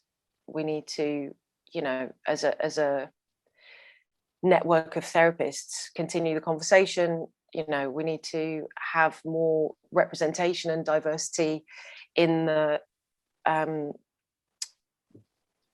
management and kind of higher echelons, I guess, and also think about how we're reaching children, you know, secondary school and primary school, so they know about music therapy and know about you know, that there is something called music therapy, and you can be a therapist whatever your background, essentially. That's basically all I wanted to say. Thank you, Hannah. Andrew, just checking you're paying attention. I think we'll go for a break. You're having some issues with chat. Is that something you want to kind of chuck everyone off and pull them back in again? What do you think would be best? Chat is still coming through. I know some people are having problems seeing it all. I'm not sure that behind the scenes, Claire has been trying to look at that, but I'm not sure that there's more we can do. I think it's because we've chosen this platform, unfortunately. Okay. I think people, if people have specific questions, it's very important to put them in the question and answers. Yeah. Section, and then I'm monitoring that all the time. Great. Can we go off for a break and then come back at 5 minutes past? Because I know we've kind of overrun a little bit. Go get a stretch and a coffee. Okay.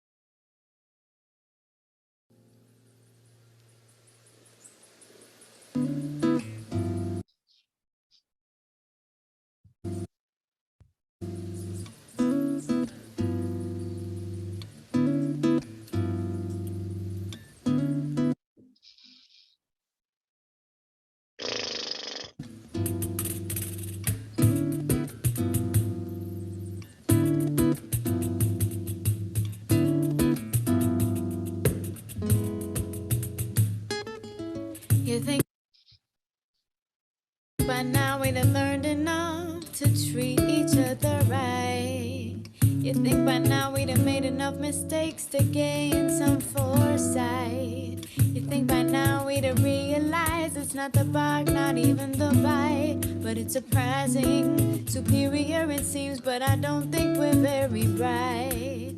Why is it we can't see? We're much too far from where we need to be. Why is it we can't see? We've learned nothing from our history. Click my heels over the rainbow, that's where I belong. I wanna believe it when I say there's no place like home. Click my heels over the rainbow, that's where I belong. I wanna believe it when I say there's no place like home. There's no place like home. There's no place like home. You think by now we'd have learned to respect the essence of each race. You think by now we'd not be afraid of the color of each face. You think by now with each narrow escape we'd be thankful for that grace. But it's embarrassing, superior it seems, but of that I can't find a trace. Why are we so afraid to try to trust or educate? Why do we elevate ignorance and fear, judgment and hate? Click my heels over the rainbow, that's where I belong. I wanna believe it when I say there's no place like home. Click my heels over the rainbow, that's where I belong. I wanna believe it when I say there's no place like home. There's no place like home. There's no place like home. Someday I wish to find the way, and when I wake up no dismay will find me. My dreams become reality. Beyond the colors, that's where you'll find me. Someday I wish to find the way, and when I wake up no dismay will find me. My dreams become reality. Beyond the colors, that's where you'll find me. Oh,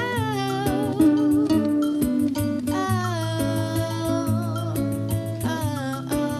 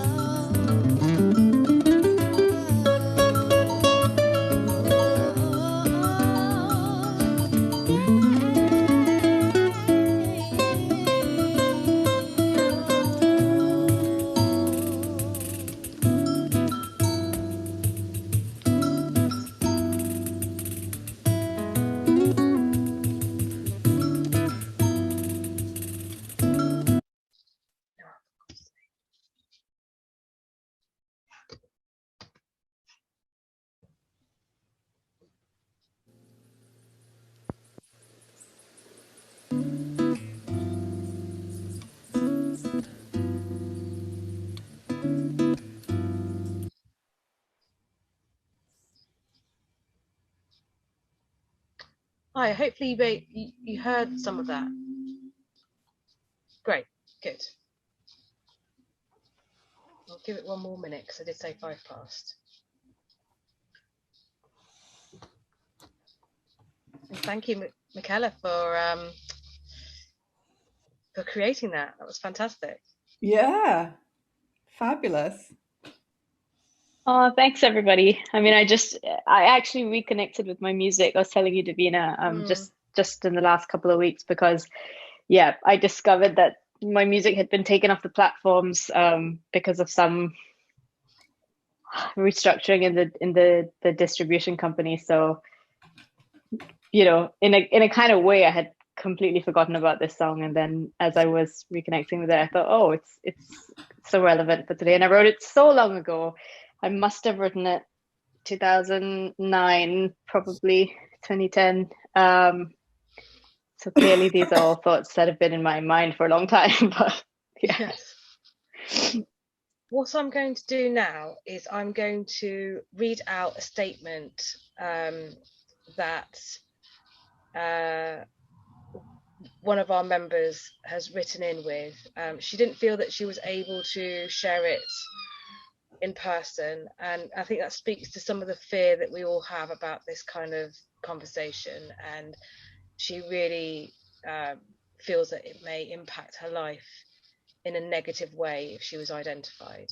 So I'm hoping that from this conversation, this general kind of panel today, that she will gain the confidence to speak out about it a bit more, knowing there are people around her now that are actively going to support her in this.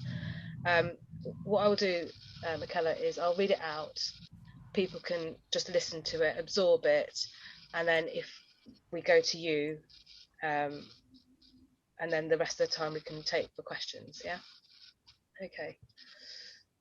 So the statement is from one of our members, and she says, as a former international student who required a visa to study and work in the UK, I'd like to share a few observations from my own experience in the past decade to raise awareness of what could happen throughout the journey of studying and working in the UK, particularly for those who have a non-EU background, although this may also become more relevant for people from the EU due to Brexit. Please note that these are all subjective experiences and thoughts, and that they are not written with any negative intentions, but to raise awareness in culture diversity. I started my journey in the UK at an early age, starting with GCSE studies. In school, it was not unusual for peers to walk away while I was trying to organise words in my head to answer their questions, as well as for teachers to mix my name up with another girl who did not look like me and was from a different country. Interestingly, outside of school, university, I noticed how Asian students seemed to be targeted by some churches, so much so that in recent years there would be people trying to attract my attention by speaking a few words or sentences in Mandarin in order to lure me into a conversation with them about faith or religion.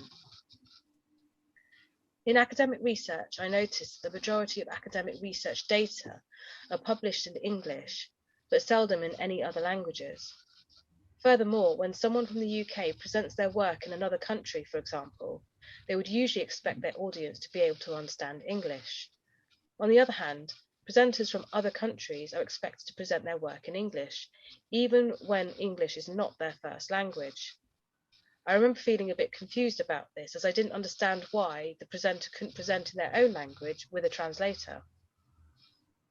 Over the years, being treated as someone different, someone to be singled out from a group, has become a norm. Nevertheless, based on my own experience when socialising with people at schools and universities, I feel that people in the UK in general have become more aware about cultural diversity and racism in the past few years.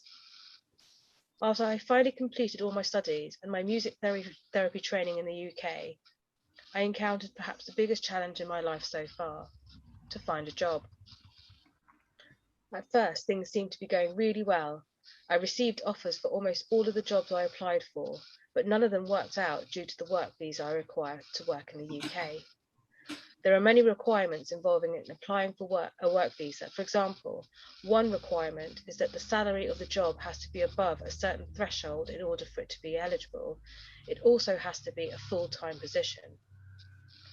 Finally, there was one particular job that I was offered that met all the requirements for applying for a work visa, and where the organisation had an HR department, which should be able to help me sort out the visa situation. However, after a 1-month wait, it still didn't work out, because the organisation decided that it wasn't the right time for them to go through the process. The job offer was rescinded, and subsequently given to another applicant who did not require a visa for working in the UK. Reflecting on the whole experience, I feel the most painful part was not only losing this dream job, but also the fact that I was offered something I dreamed of only for it to be then taken away, which is worse than to have never received an offer in the first place. Some job applications, for example, would make it clear from the start that the job is not eligible for applying to Tier 3 work visa. This would save a lot of time and effort for both applicants and the organisation.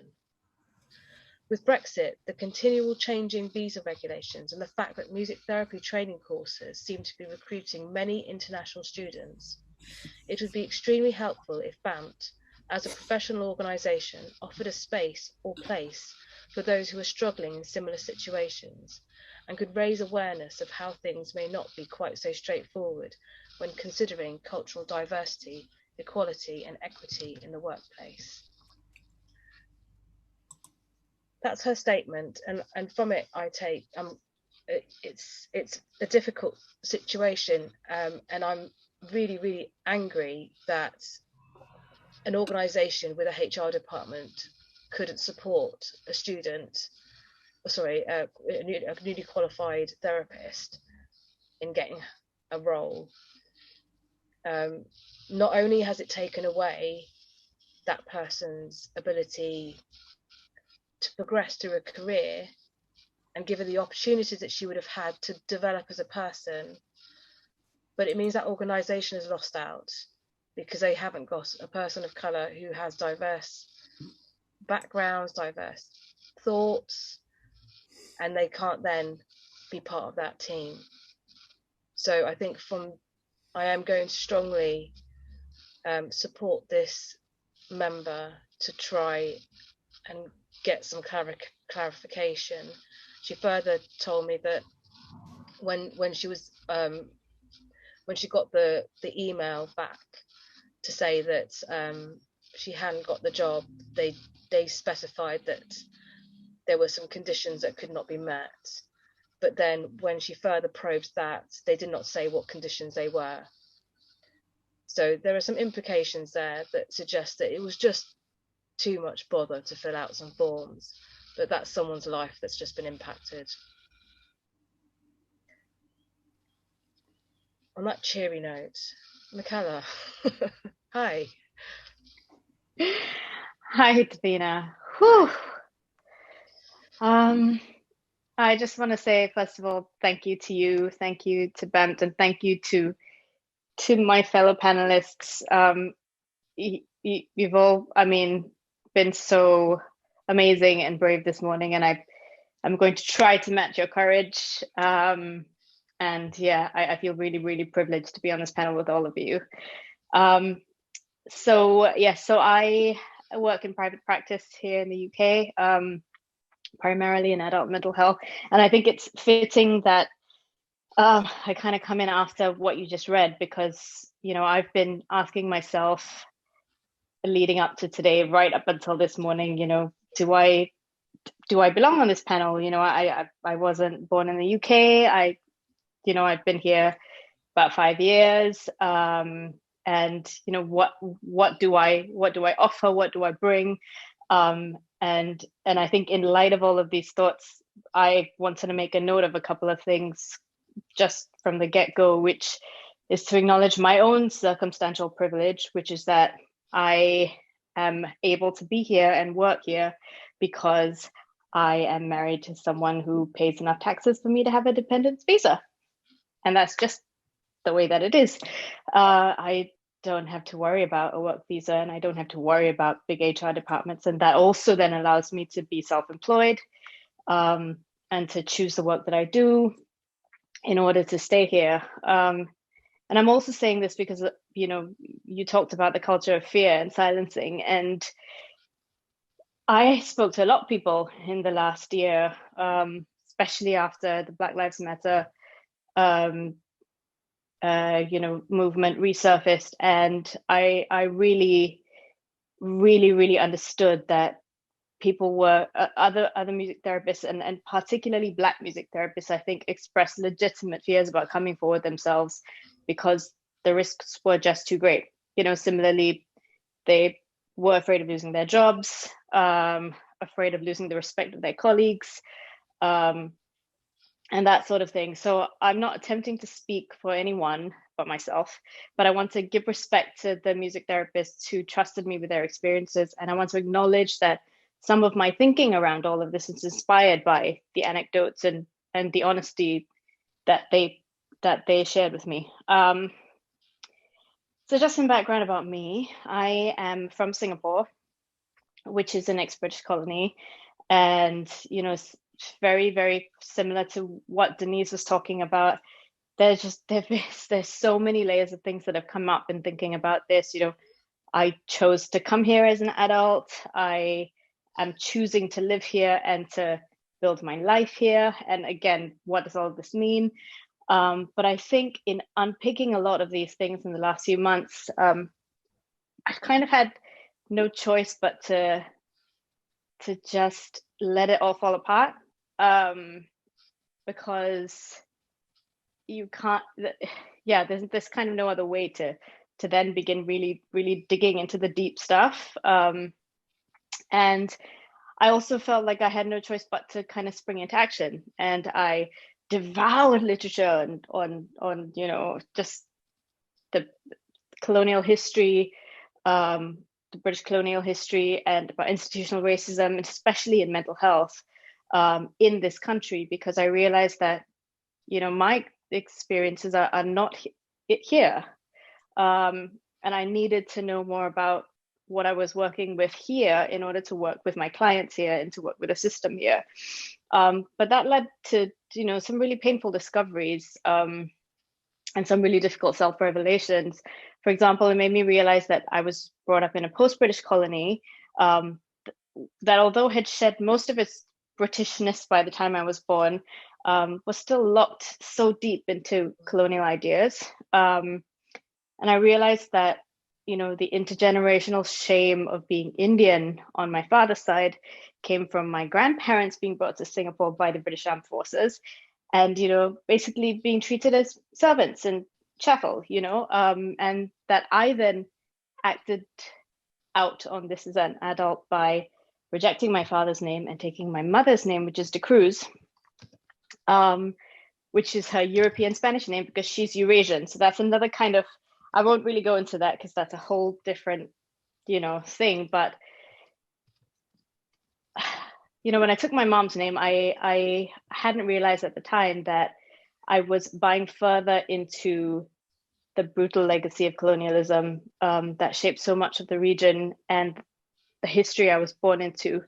And I unknowingly carried this around me and brought it all the way here with this sense of kind of misguided pride that, oh, I'm half European.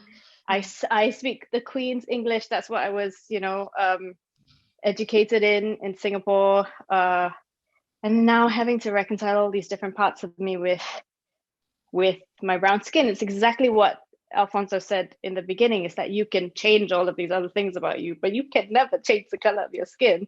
And that's always gonna be something that comes up. And so I've been having to think about how this has all infected my sense of self, how I see myself since I've come here, what my brown skin means to British white people here and how they see me. And this has come up in my training and my practice. And I wanted to think particularly actually about the training process in kind of my little time today. And Hannah already brought this up, I think, about access to training. How do people know about training? How do these paths kind of collide when one of the first things I started thinking about in accessibility to training was, how do people like me know about music therapy? Because I didn't have a degree. I have quite a unique kind of path into this profession, because everywhere that I looked when I was looking for training was like, you have to have a bachelor's degree in something. And I did not have that because I've been a gigging musician since, for past almost 20 years. So it was just kind of out of being able to again, very circumstantial, very lucky, meeting someone who was an alumni of my course, who put me in touch with my training lead, who encouraged me to apply because I had so many years of experience as a performer. And but again, like all of us have said, there ends up being such a lack of representation of people like me on the courses who are fluent in improvisation, but did not come through the Western classical music trajectory. And so there's a lot, there's just so much to think about. And we need to be thinking about how all of this kind of trickles down into our thinking in the trainings. And I'll raise my hand and be the first to say that I've been guilty of certain prejudices and assumptions. And now thinking back on it, I am ashamed at some of the things I myself missed on the training. And I'll give a couple of examples here, just really quickly. One was in my very, very first placement, which was at a child development center, and I observed a boy, a young boy, I think he was 5 years old, whose mother identified as British Pakistani and whose father identified as Kenyan. And I remember, I didn't have contact with this boy. I was watching my supervisor with him, but I remember in the notes and in talking with my supervisor that his father had rejected his diagnosis of autism, and his father thought that he was possessed instead. And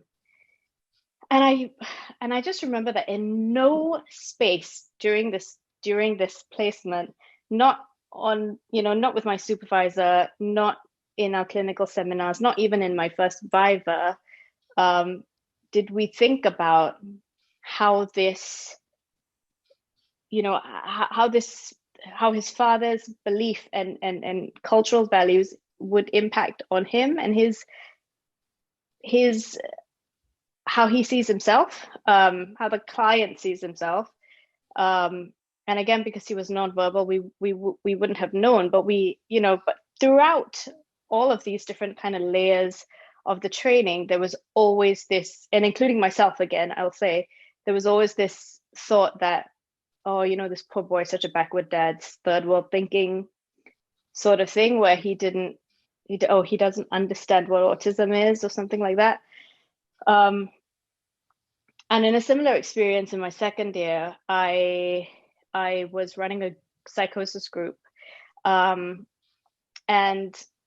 I love this group. I think about them till now. It was such a profound experience for me to play music with these individuals. And one of them came from Sierra Leone, and he used to play the drums incessantly.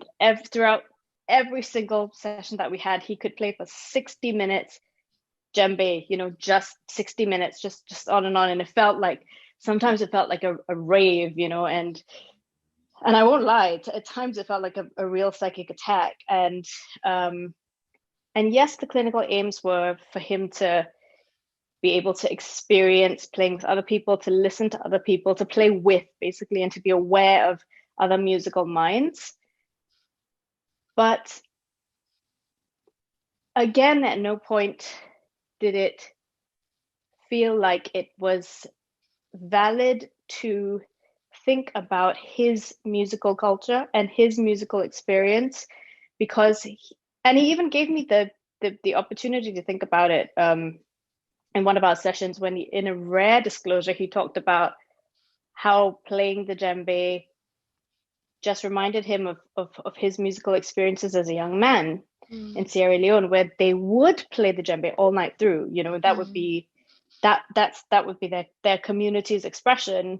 But it always felt like something that was pathological that needed to be changed, because instead of being talked about and worked through. So my question is, where in the training is there space to think about these things? Because yeah, it just felt completely missed. And I know that from just listening to that, I hear my supervisors or kind of that kind of way of thinking is that that's very perseverative playing. It needs to be broken up. It needs to be broken up and interrupted. And actually, whose need is that? Who's that need for? You know, and Exactly. okay, we're not looking about it as a group process thing, but for that individual to play for 4 hours straight is perhaps what he really needs right now. Yeah. Yeah. And also I think it's important to say that, you know, in a similar experience with a white client, for example, who had a similar kind of perseverative sort of musical presentation on a bass, for example, it was not pathologized in the same way, because his musical identity as someone who knew how to play the bass, I think, was seen in a different way. You know, it was accepted as kind of a Western musical cultural understanding, you know, rather than, oh, this man is just playing on a drum for 60 minutes. So there's something there about the acknowledgement that the instrument themselves are already westernized. They're already. 1 second. Go. Can you hear me still? Yeah. Yes. Okay. Sorry, they've chosen to die right at this moment. Okay. As long as you can still hear me. Yes, I can hear you. Yeah, I'm just saying that the idea that the instruments themselves that are chosen, because one is an African instrument, one from like Sierra Leone or one from the west of Africa, is somehow less important than the bass, and there's a skill set that's involved. Yes. It's a very Western perspective on the instruments themselves, let alone the person. Yeah. Yeah, and this leads me. I mean, I know, you know, it feels like 15 minutes is just not long enough for any of us. But it kind of leads me into what else I wanted to talk about the training, which is that, again, there's no space for thinking about different musical cultures in a really, really meaningful way. And this idea of respecting, you know, different musical cultures, I think also pertains to the trainees themselves, because, you know, I came in as a jazz musician, but I had to play at least one classical piece for the audition. And I, you know, and again, you know, I suppose I had my own assumptions of what the audition would be, because I'd never been to music school before. I was going into a conservatoire. I thought, okay, I have to play up to diploma level. I pretty much injured myself practicing for the audition. But I made it clear that I was a jazz musician, and in my second pieces and in my second instrument, I chose to sing a jazz standard and to play a jazz standard as well. But then, you know, when I came onto the course, I was then given a classical vocal teacher, and I did raise it once. I raised it once, and I asked why I wasn't given a jazz vocal teacher, and I was told that, you know, the more important thing here to prioritize would be vocal health as a therapist. That brings up so many things for me, because number one, I've been a performing musician pretty much all my working life. You know, I used to do 6 sets a night, so I mean, I know a lot about vocal health, and I know how to keep that going. It's very patronizing. Yeah, but there's also this idea that, you know, a classical vocal lesson is better than any other vocal traditions in order to protect your voice, you know. So with all of these things, I think, you know, were these kind of racist events, or you know, is this racial discrimination?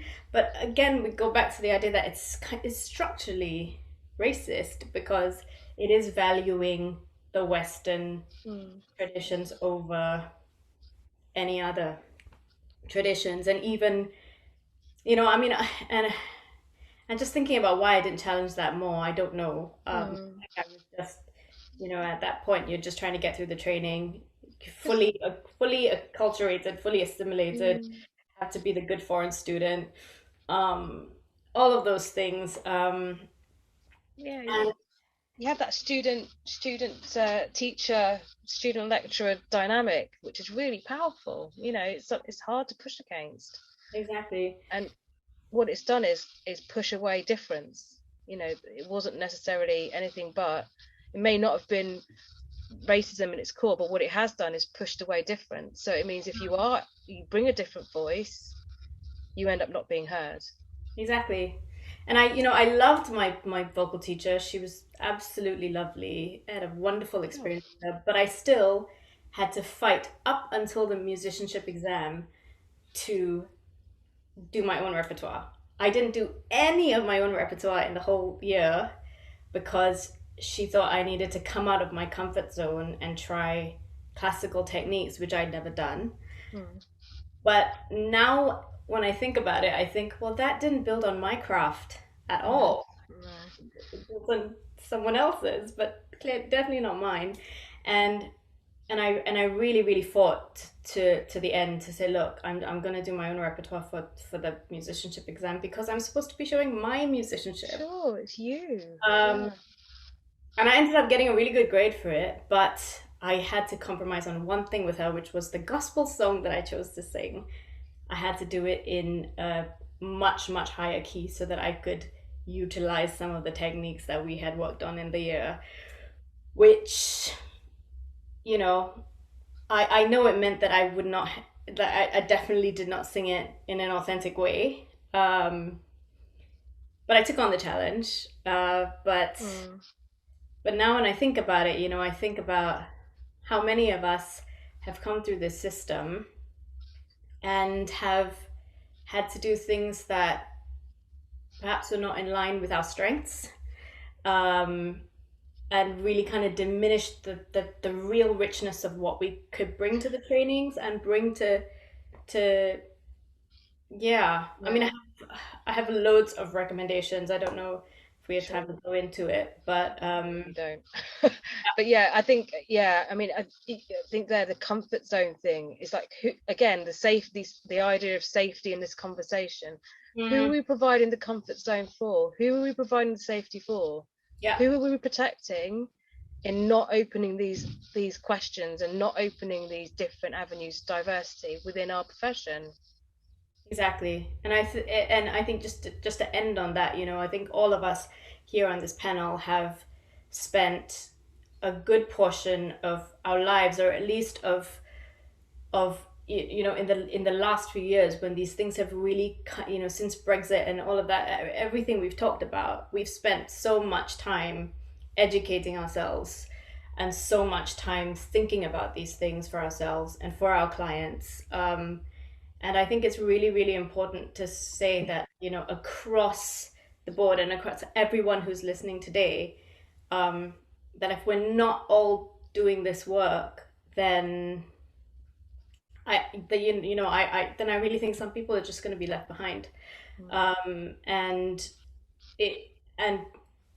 It's everyone's responsibility, really. And if you and I, and if all of us can find the resources to be able to get really into this work, read the literature, read the history, drop our assumptions, drop our defenses, then there's no excuse for anyone to not be able to do it, I think.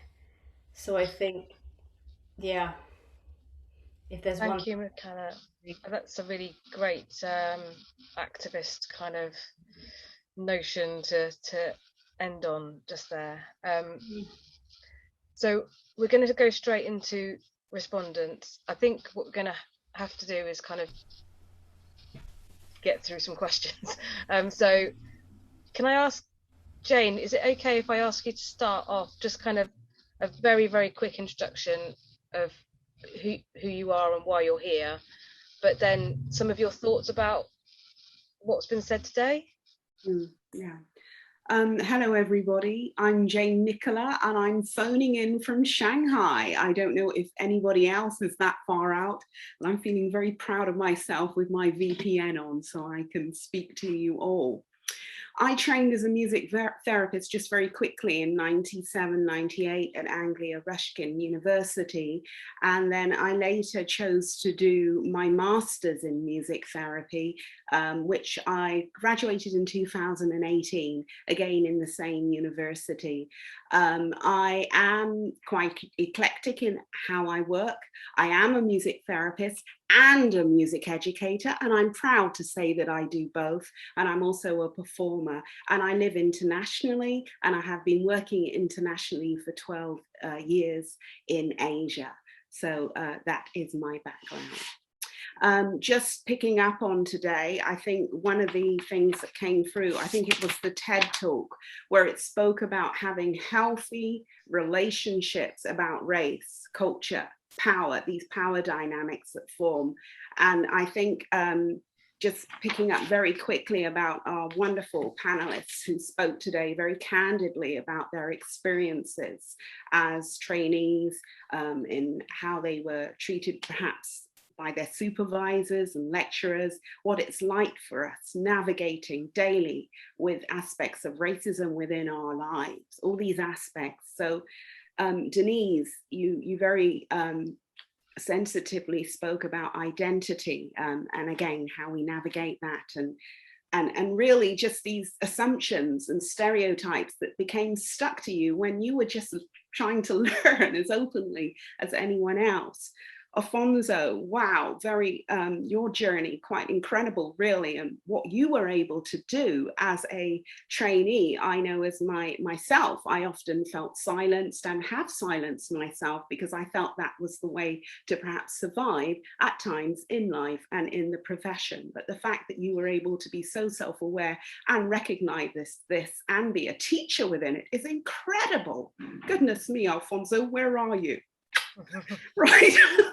And Kathy, I was really struck by how you brought about, you spoke about the impact of with your sibling, and how you're sort of aware of the other aspects, the empathic aspect of it, and how that sort of makes you aware of perhaps these microaggressions or the conversation that is held, which really we know isn't right, but we can't always put a finger to it. But you just having that extra insight to that.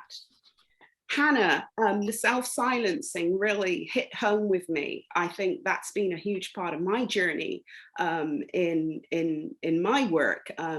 Ironically, when I first started as a therapist, I couldn't get a job as a music therapist, and the only group that I could work with was a Black mental health group who weren't allowed to have therapy because they'd had such a bad time through the system. So there was I as a transracial adoptee who had just found all her family members and a trained therapist silenced in talking a lot about race through my own perceptions and experiences, and then working with a Black mental health group where I couldn't have a supervisor because it wasn't music therapy, and all these sort of layers around it. So that's basically, that was my training ground, and actually I loved it in the end, but that's what I was dealing with, and I think how many of others of us were dealing with that.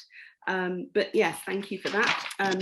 And also I made another note. Michaela,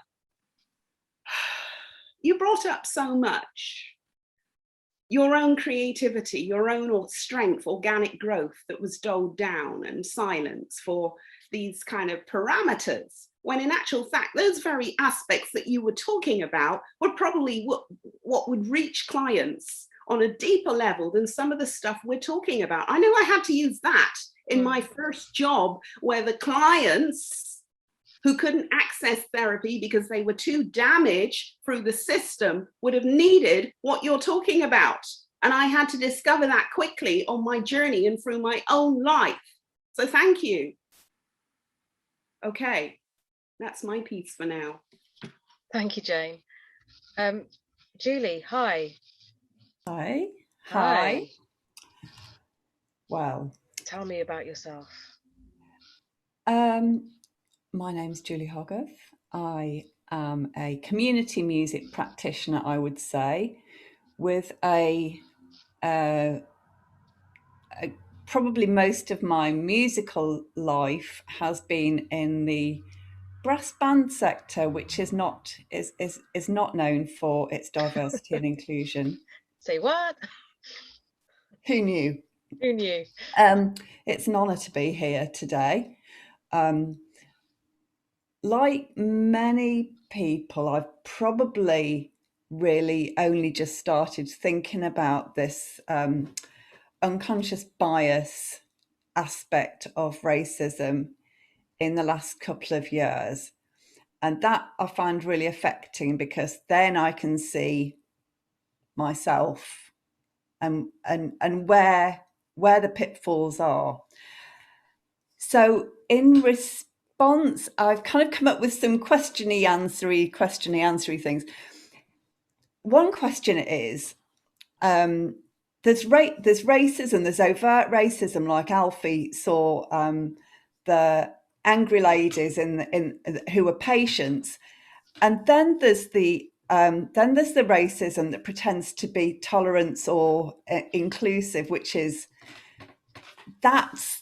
what's worse. What's worse is like people saying to Denise, well, you'll find some friends in this group.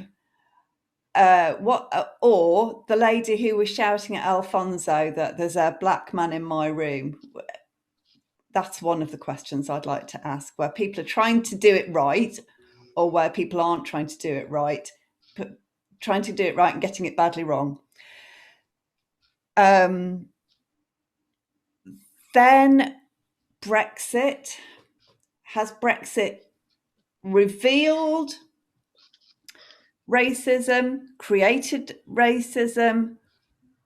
Yeah, has it increased it or revealed it? And these aren't questions that I know the answers to or have answers to. And then there's my question about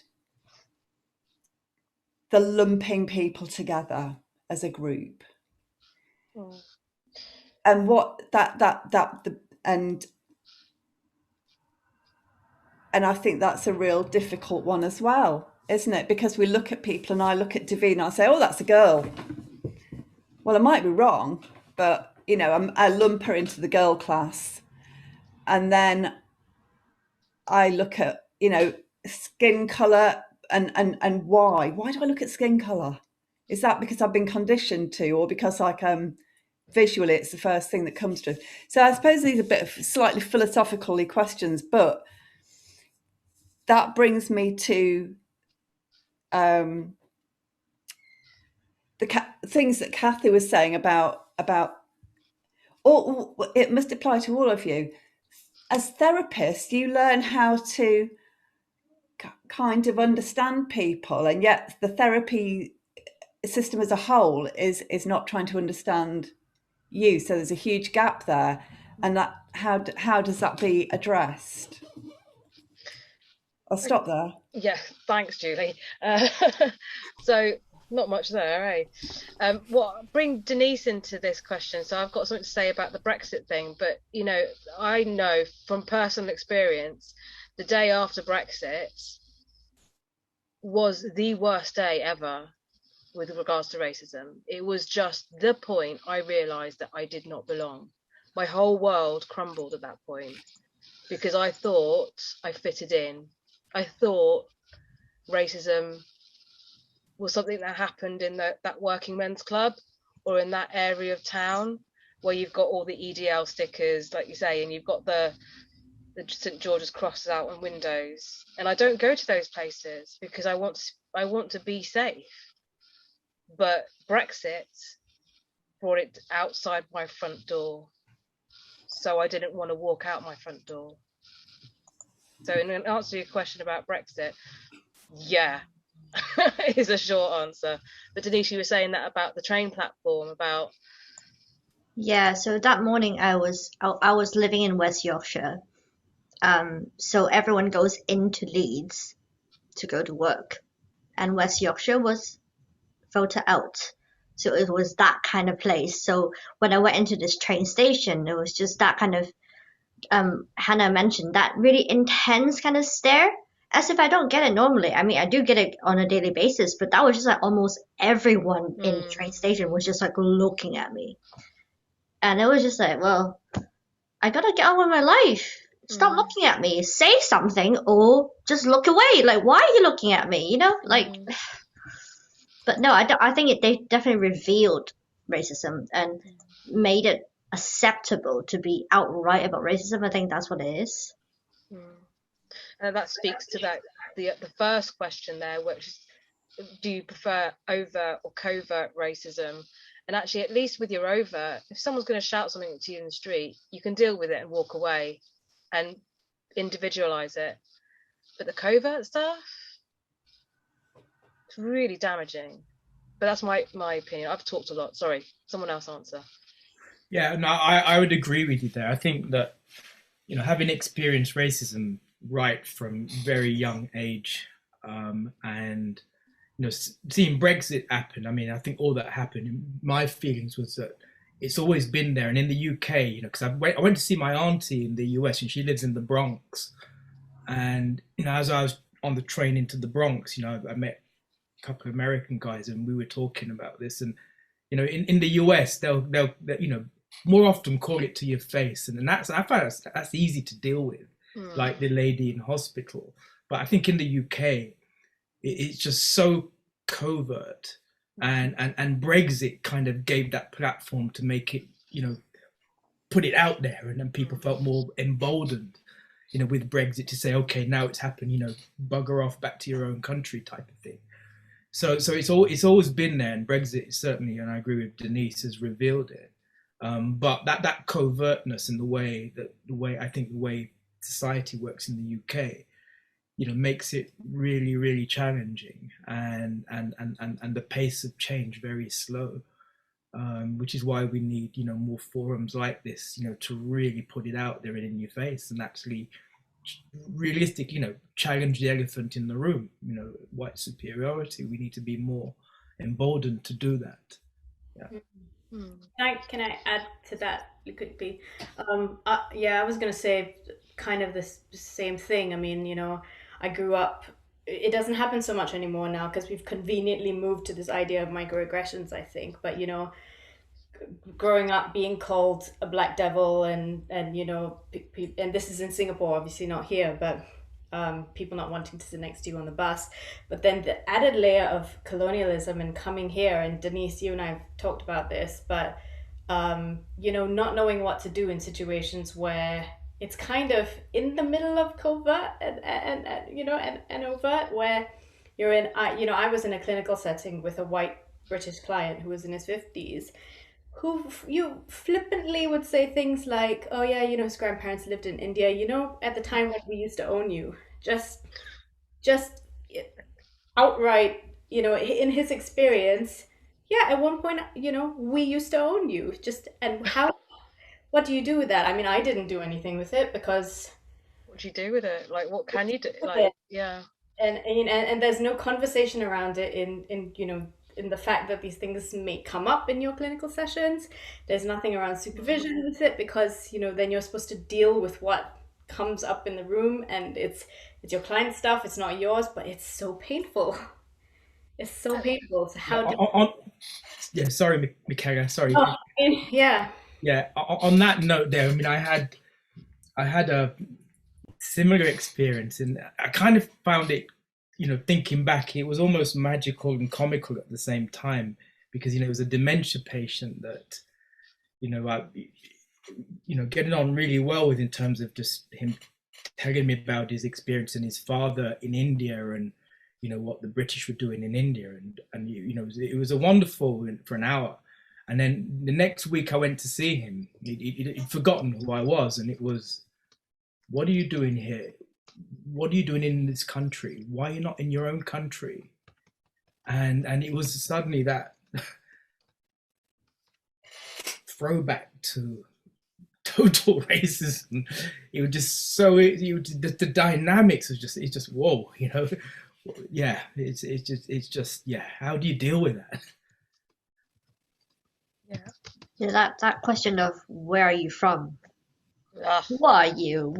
But where are you from? Oh, yeah. But, you know, that but bit, like, come on. It's Like, yeah, I answered that question, and apparently West London is not an answer. You're not allowed to say West London. I'm not from there. yeah, I usually say where I'm living, but Yeah. it's not acceptable at all. I don't want to tell you, hey, we're not in a relationship in that sense where I should tell you where I'm from. None of your business, but you know, they feel like they can just say it anyway whenever they can. Like, no, I don't want to tell you. You see, my dad would my dad's distraught. He doesn't know what to say to people now when he meets them. He says, but I love asking people where they're from, and it's so interesting, and now I can't say it and I don't know what to do.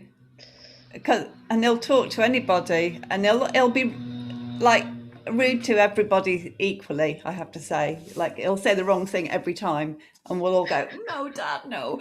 But yeah, what can I tell him? What can I go and tell him to say now? I don't know. You have to know that the question is. I mean, people of colour can normally pick up what that question means. There's a subtext to that question, isn't there? It's not about where, you know, what's your cultural history. It's about what are you doing in this country, you know, and those are the two kind of bits of that question that don't get said. The subtext of those questions don't get said out loud. And generally, if people are very interested in your cultural heritage, they will ask about your cultural heritage. They won't say, where are you from? But no, wait a minute, really, where are you from? You know, it's not a kind of, just ask me, why are you brown? Like, why, you know, that would be at least, you know, if it's going to be racism, you'd identify it very quickly. But the conversation that then ensues is one that takes racism out of the equation. Your defenses kind of start to diminish a bit. Yeah, I totally agree. And I used to get that so often growing up that I just got so bored with it, where I was asked that question.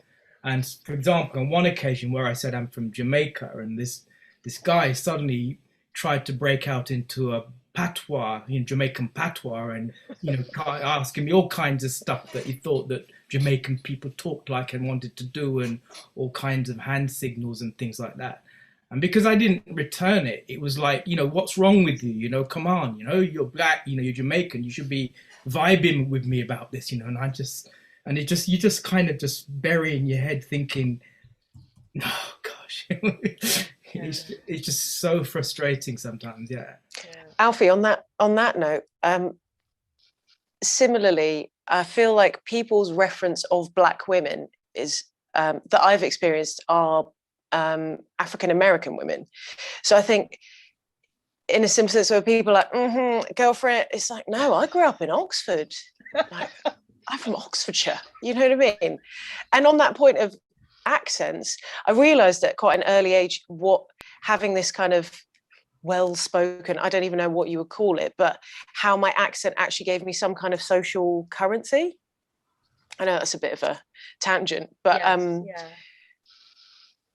but yeah, also how we sound and what we relate to, that thing of people expecting us to be something, you know, breaking out the patois or the Americanisms. Like yeah. I'd like to bring in Ray. Hi, Ray. You sat there in the corner for a while.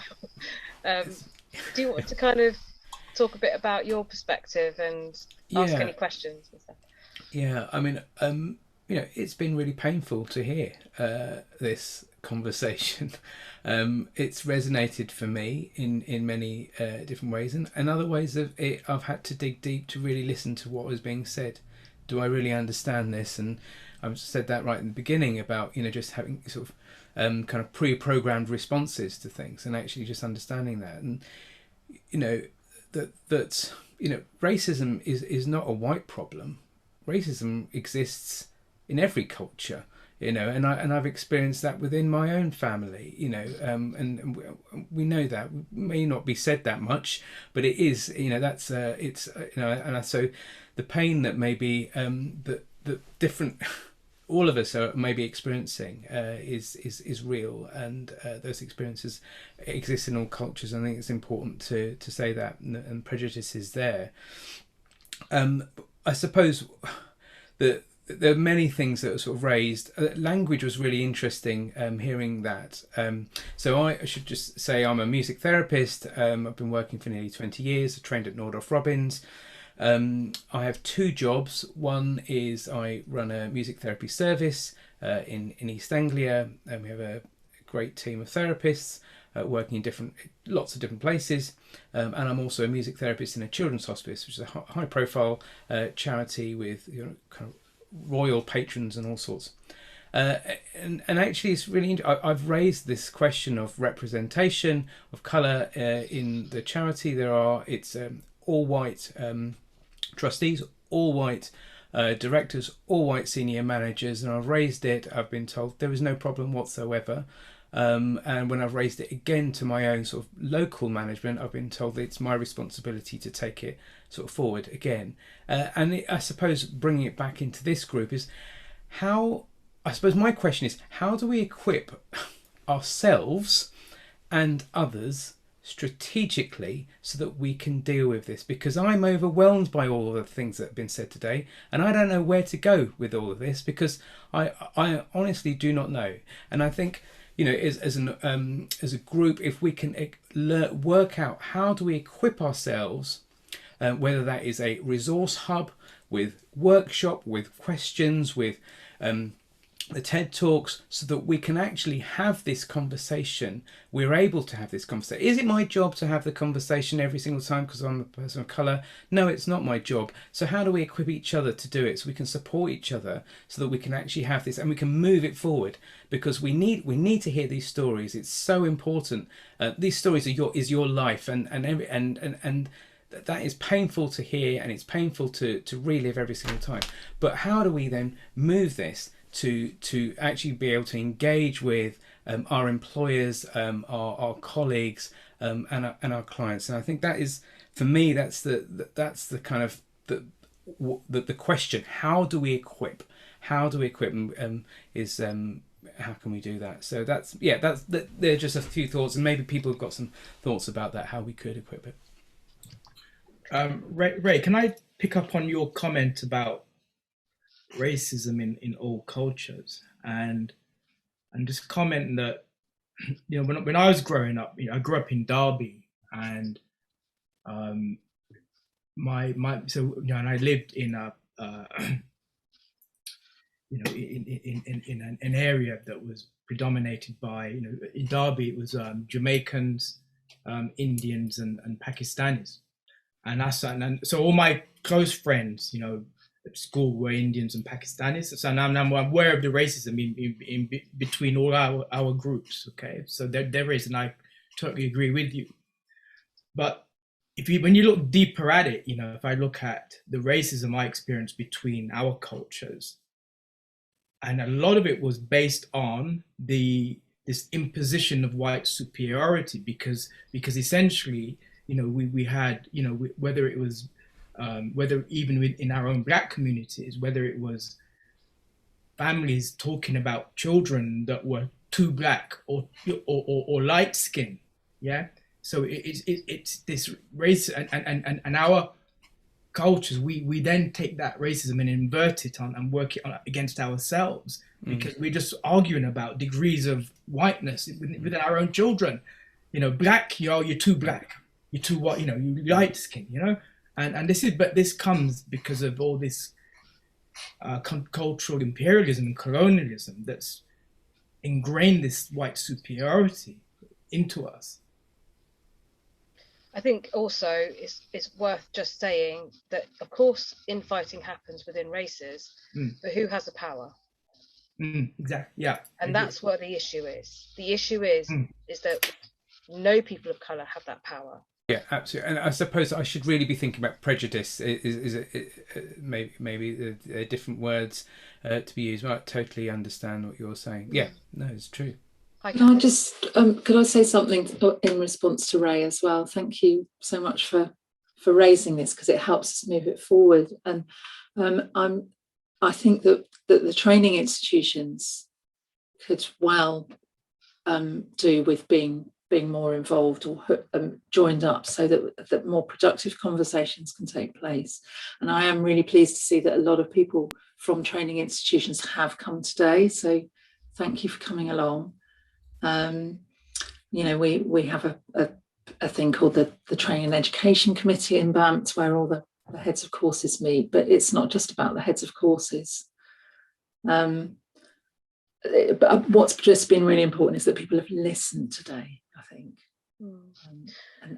I'm aware that we're coming up to time and we haven't been able to take many questions from the audience, but I would suggest that perhaps we could do that in the Zoom meeting, in the following Zoom meeting, and have a much more open conversation generally.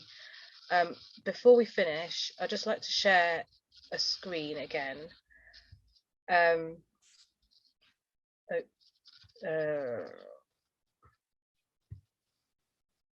So when you ask Ray, what is it do we need to do, and how do we move this forward? I think it's about education. I think that's where it starts, because like Michaela said, she devoured texts and thoughts, and I did the same. Once, you know, it's just at the beginning of lockdown, I just started to read, because the movement that came out of George Floyd's death opened up something. It broke something, because the whole Brexit issue had opened up an avenue of thought, and actually it opened up the fact that I don't belong. And I'd sat with it in isolation for such a long time that when George Floyd happened, something in me just said, no, enough. This is where I was born. I don't know any other culture. I don't know any other country. So I read and I listened, and that's how we change things. That's how and through that reading and understanding, I understand about representation and what that really means versus tokenism. I understand that actually at the moment we're in a very bad place. We haven't really worked on this at all, and we have to start working on it. I also understand that it's not okay for anyone, but particularly the training courses, to be looking at their students and saying to them, well, what one thing would you change about the course in order to make it more diverse? Because at that point, not only are you asking that person of colour to relive experiences of pain, but you're profiteering from it, because your courses then become better. You're using that person's experience in order to make change. That's called appropriation. So you pay your students. So you put the power in the students' hands to affect change in the courses. That's how you make change. These are big things that are going to take time, and this is mind shift stuff. So I'm not saying this is not going to happen overnight. And if you think you're going to add in a module or a lecture and suddenly diversity and race is fixed, it isn't, because as music therapists, we all have a massive skill set in music. So it requires us to go out into our communities and set up diaspora groups and set up educational settings, go into schools and saying, why can't you become a music therapist? Let me hold your hand while I walk you through that journey. Why can't we do that? We should be able to do that.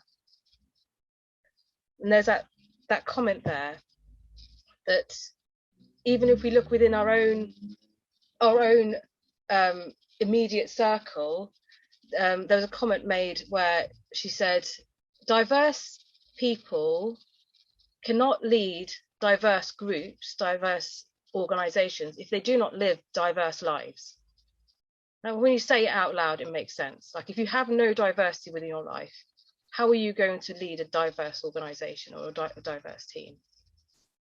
So in the same vein, if your friends of color are not having conversations with you about race issues, it's not that they're not having those conversations. Of course they are.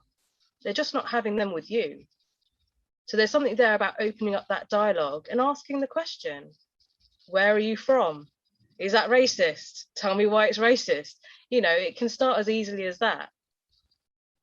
but have them. You have that power. Immerse yourself in good CPD. Go out there and find training courses. There are loads. I've got one here that we're running in a few weeks that looks at mental health.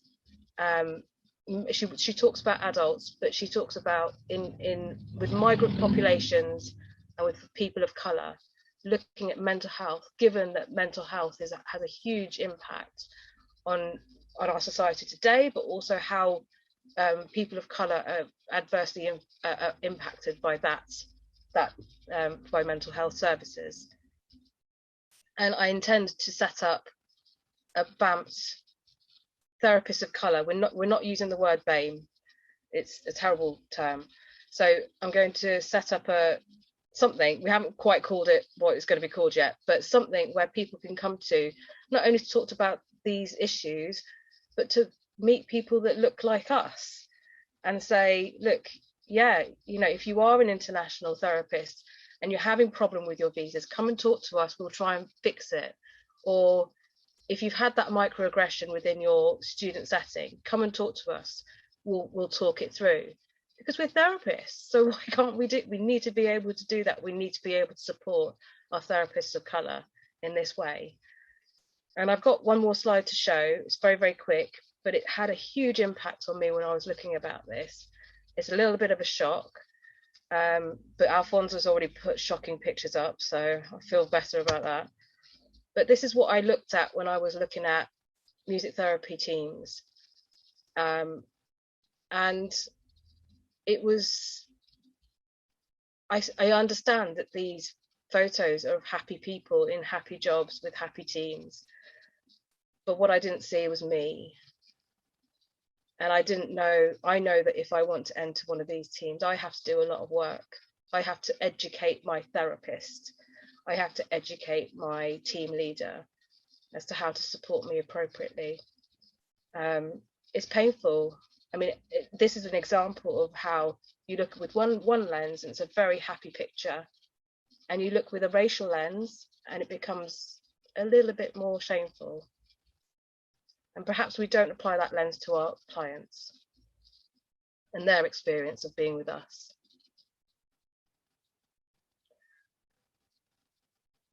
Andrew, I'm going to call on you to end this with me. Yeah. It's a wrap. Is that it? That's it. It's a wrap. It's well, done. Unfortunately, it's not a wrap, because this is just the start. And I think it has been important that people have had this opportunity to listen to different people's experiences. And once again, huge thanks to an amazing panel. But it's important that we all acknowledge that there's a lot of work to be done. And yes, there will be specific networks set up, but from that, there will be working groups as well. And there will be the opportunities to have a lot more detailed discussions. One of the things that came up in the question and answer session was about types of music and what sort of music is used. Well, that's a whole meeting in itself. Our plans are, certainly over the next 12 to 24 months, is just to continue this momentum, work on what we've discussed today, but also, and I do think this is really important, develop recommendations that we can hold people to account. So that's the direction of travel. So I'm sorry, Alfie, there's a lot more that you and everyone else is going to have to do. I was being facetious.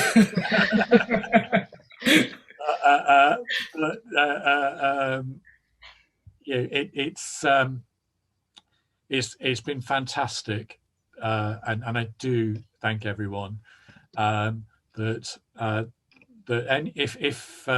anybody does want to ask questions more directly or whatever else, I'm very happy to take those and then use the colleagues on now to get some responses.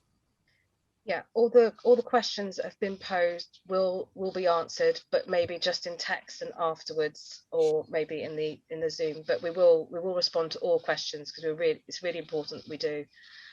What I would suggest you do is you go take 5 minutes, go and get a cup of coffee, and I will open up the Zoom chat now, and I look forward to seeing lots of you there for some more discussion.